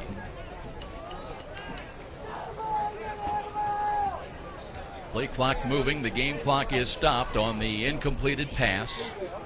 And they're going to bring a running back now for Bowe on 3rd down and short. They'll try to run for the first down, and Bowe keeps it himself and rolls down to the 35-yard line. That takes the clock down to 44 seconds. And looks like they're using a timeout now. So a timeout on the field, and we'll keep things right here and bring Trent in again. Have you heard about Redeemer Radio's Tailgate Talk? Every Friday night at 6, Sean McBride, Joe Wharton, Mark Watts, and Northeast Indiana's Game Night Casey O'Boyle take an in-depth look at Allen County High School matchups. You'll hear coach and player interviews and our panel predictions Tailgate Talk every Friday at 6, right before the Lures or Dwenger game of the week on Redeemer Radio, Catholic Radio, AM 1450. Don't forget, next Saturday is 2nd of 3 straight home games for USF. They take on the St. Ambrose Fighting Bees here today, a week from today, Saturday of next week, high noon, and then a week off And then back with the third straight home game on Saturday night, September the 22nd. That promises to be a festive evening. First ever night game, 7 o'clock kickoff against Concordia of Michigan. That'll be exciting. That will be. Almost could have used lights here today at times when it darkened up. Back now for live game action. 5-yard line, 44 seconds to play. Bo with a protector. He's got the snap, looks to throw, the fade right side. No chance on that one. Looking for Butts, but that was well defended. Let's see who had the coverage. Bo's pass intended for number 5, Evan Butts, is incomplete. Is that Joe Torres out there? I believe so. Or was it Jake Allen that just rotated back and picked him up? Not seen Anthony Moore. He's been nursing a quad injury. Now it's 2nd down and 10, 38 seconds and change. Bo wants to throw again. Screens the ball right side, and it'll be a gain, but only to the 30. Out of bounds, Mark Young came up with the ball. But he got out of bounds to kill the clock with 35 seconds. Down and 5. Again, no huddle. They've gone basically all game long that way, and a little bit more of an up-tempo in the final dying seconds of this ball game. Well, you wonder if they'll try to go vertical and get it. Empty backfield once again for Bo. Gives ground a couple of steps. Looks, throws the fade to the right side. And that ball is up and caught. Did they get a foot in bounds? Waiting for the officials. And they do rule it a catch inside the 15 at the 12-yard line. Mark Young. That ball was high and to the outside, and somehow he got a toe. Got a toe down. 27 seconds remaining. Cougars would love to shut them out for the entire second half. Remember, it was 24-19, Wisconsin, Stevens Point at halftime. They've not scored in nearly 30 minutes, but they're knocking on the door. Now they have a double switch. Butts now tight to the right, motion back to the left side by Malio, and he was turning upfield. Here's a throw, and the catch is made at the 10, and Young still on his feet at the 9-yard line. That should have been a penalty. They're going to take a penalty, or a timeout, I should say, with 18.6 seconds remaining, but they had somebody turning upfield before the ball was snapped. Officials missed that one. So we'll keep things right here. And don't forget, Daniel Carter will be on the sidelines. Be checking in with him in the post-game comments from Coach Donnelly, getting his 256th career coaching victory. Daniel, I don't know if you can hear me. I know that players are already celebrating here this afternoon, but they've got to be pleased at a complete, total turnaround.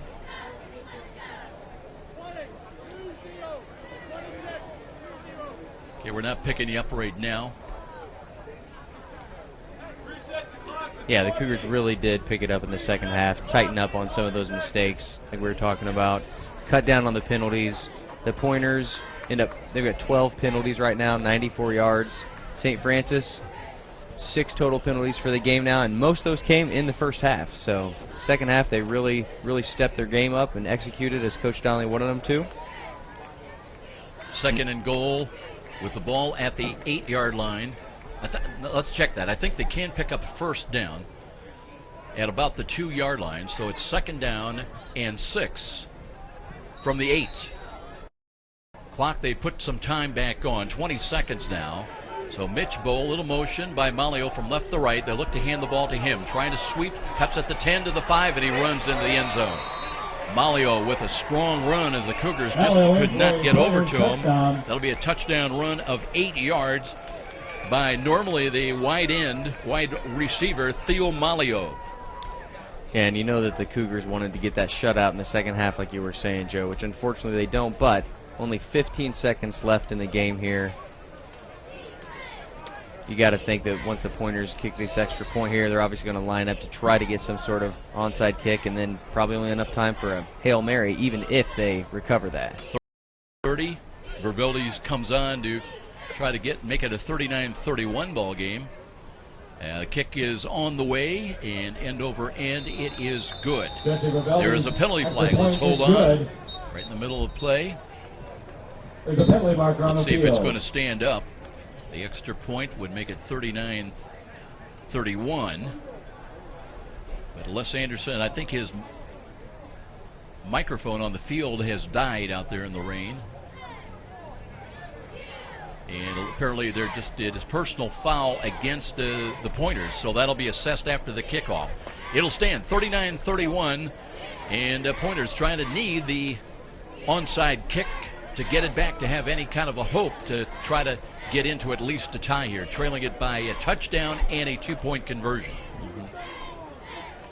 Well, looking ahead, you know,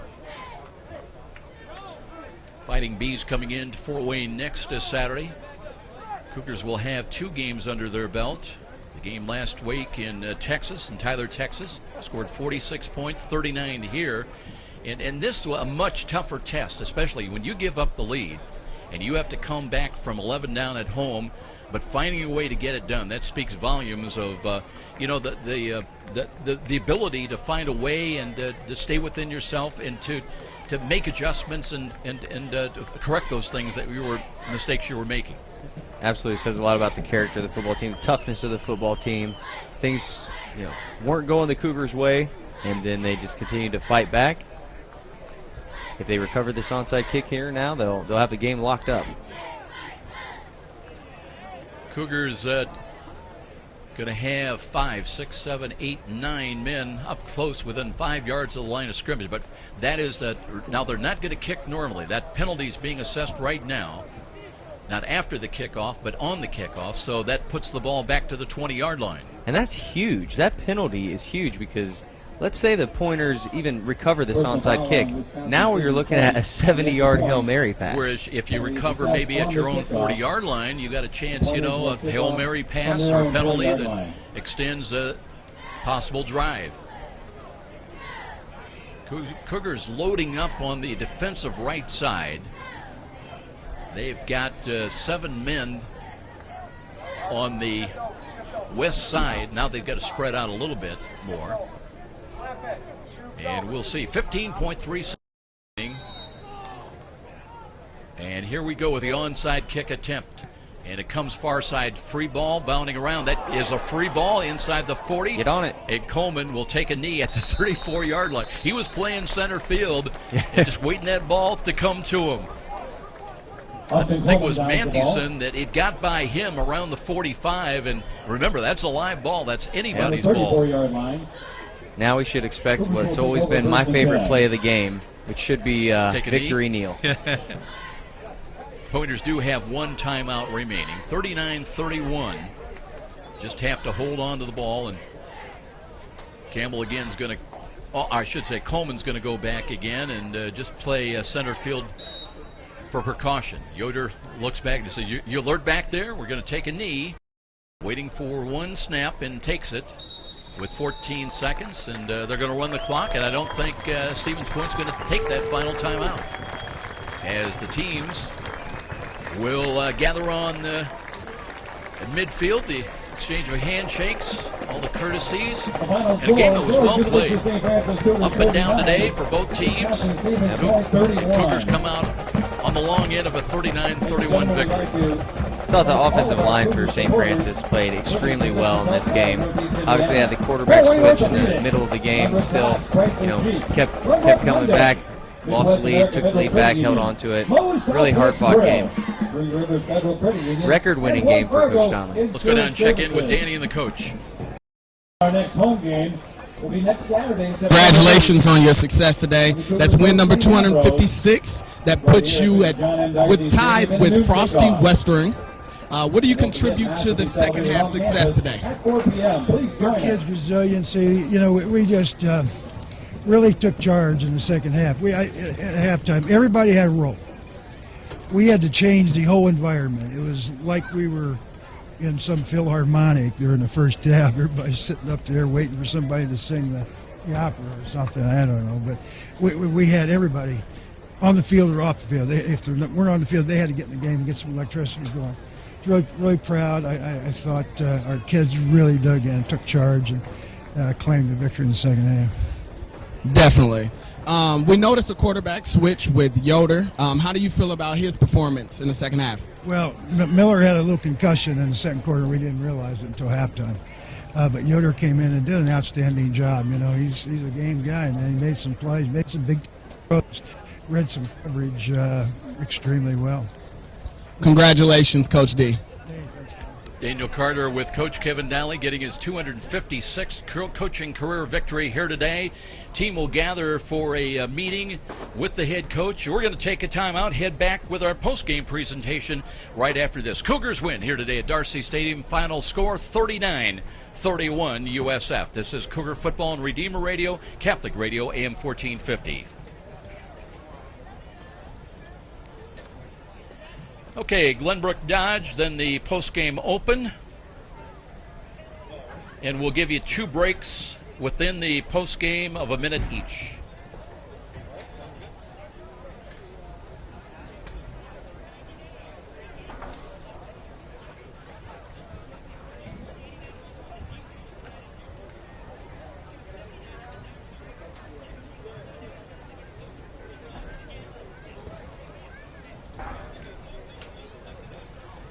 I don't know if you can dig out any final stats. You might just some of the highlight stuff.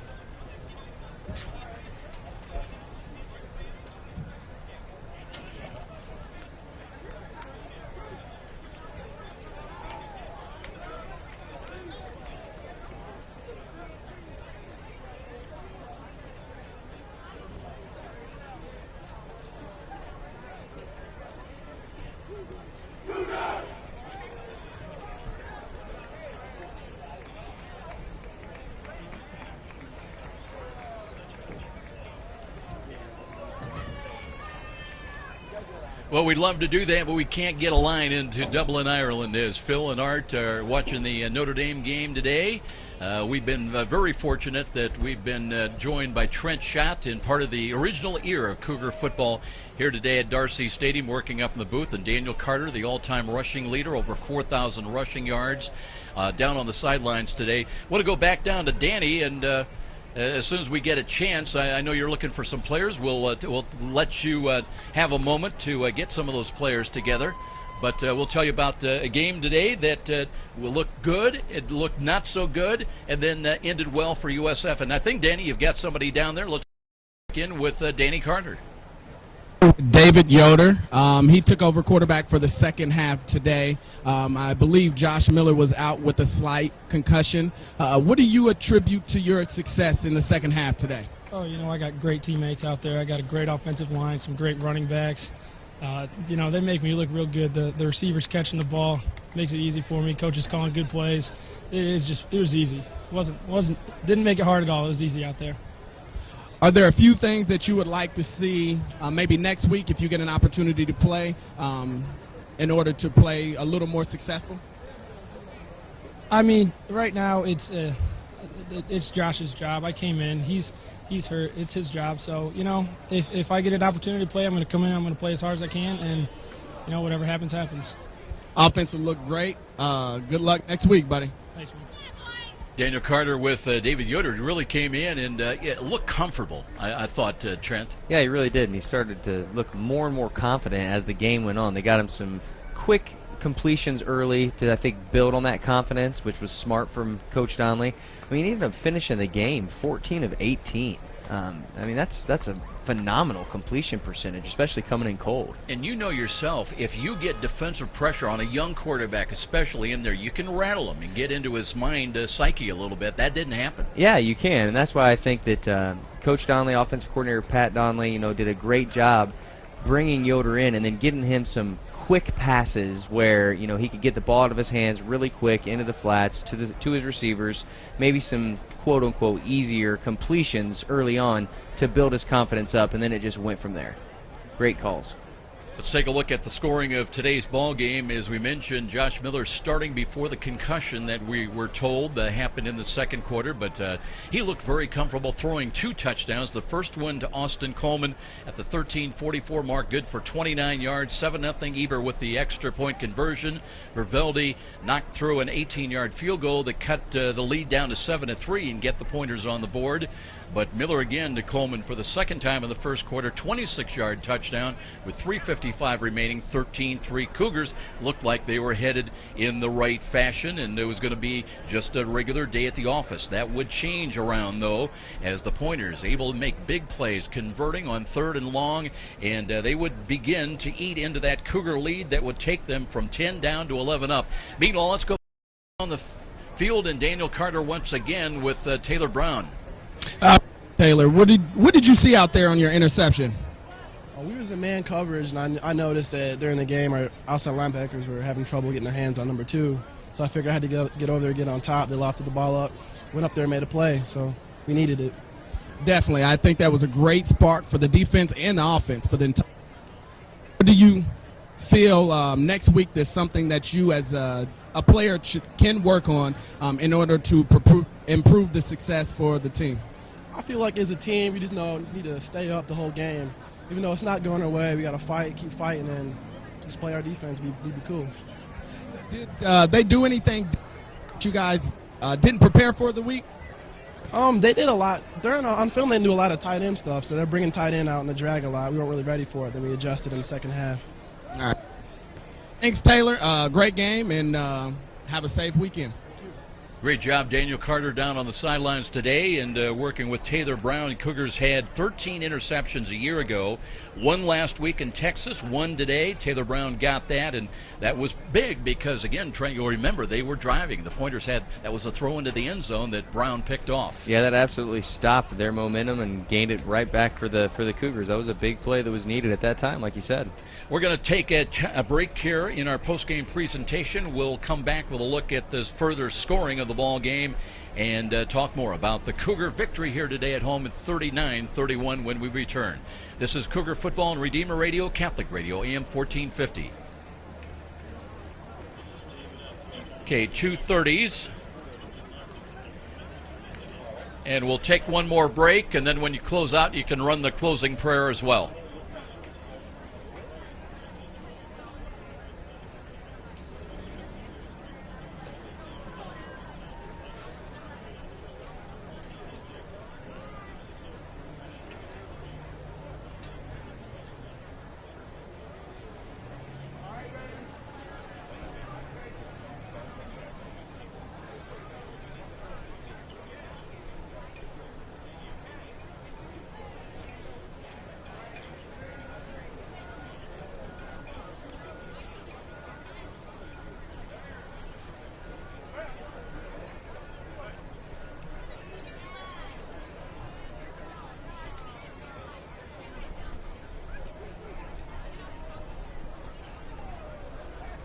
Back at Darcy Stadium, the crowd still milling around, and they're not bothered by the little bit of steady rain falling. And when you win, that makes all the difference in the world. Remember, it was 13-3 USF at the end of the first quarter, but the second quarter owned by the Pointers. They got on the board on a 2-yard touchdown run by Ethan Lockhart. Then, after a high, bad snap over the head of Colin Carman, went into the end zone. Joe Dax recovering for a touchdown at the 7-17 mark. And then from 10 down, they're up at 17-13. Lockhart from 10 yards out running to pay dirt would give them a lead of as many as 11, 24-13, as Antoine Campbell would get a little momentum established before halftime on a 2-yard sweep right side into the end zone at the 5:14 mark. Cougars tried for 2 points. That failed, but they were back within arm's reach at 24-19. They had a big stop on 4th down, and then Taylor Brown with that interception into the end zone. That was huge because they were driving, and that set up David Yoder. He would cap off a long drive with 1:25 remaining in the quarter as he called his own number, scored from a yard out to make it 25-24. Eber with the extra point to give the Cougars. And that was a key conversion he'd missed earlier in the ball game, but USF had the lead by 1 point. And check it, they actually tried for 2 points, and they failed on that point, but they had the 25-24 lead. Big run by Kyle Mathewson, the first of 2 touchdowns he had today in the fourth quarter at the 11:08 mark, 10 yards running in. Eber did convert on the extra point, 32-24 USF. They would add to the lead at the 2:15 mark, a 1-yard run by Mathewson into the end zone. Eber again converting 39-24, and Malio would score on a sweep with just 15 seconds remaining, 8 yards out. Vervildi with the extra point. That would complete the scoring here today, and USF with the 39-31 victory here at home. Taking the record to 2-0. New rankings come out, the first regular season rankings this week. University of Wisconsin Stevens Point. They will be off this next week and then play 2 weeks from today in Dubuque, Iowa. We'll be back with final comments. We'll take a look at some of the numbers of today's game and wrap things up with this Cougar victory here at home, 39-31. This is Cougar football on Redeemer Radio, Catholic Radio, AM 1450. Final two spots, sir. Do you have any reads left at this point, or I could do this one. if you got one more? Not if you got any stats, I'll ask. Yeah, do that last one, and then look at maybe some of the highlight numbers. Well, he's got a 100-yard rushing game, 2 games in a row now, right? So.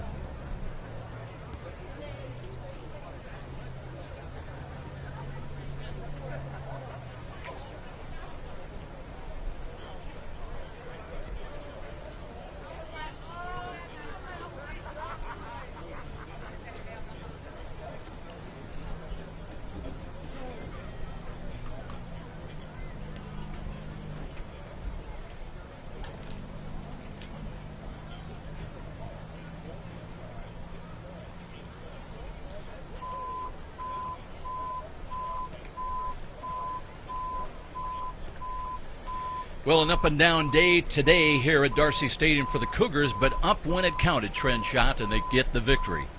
Yeah, they sure did, and it was another big game rushing the ball. I mean, just shy of 200 yards rushing. Whenever you can get that high of an amount of yardage on the ground, I think that you're doing some things right there.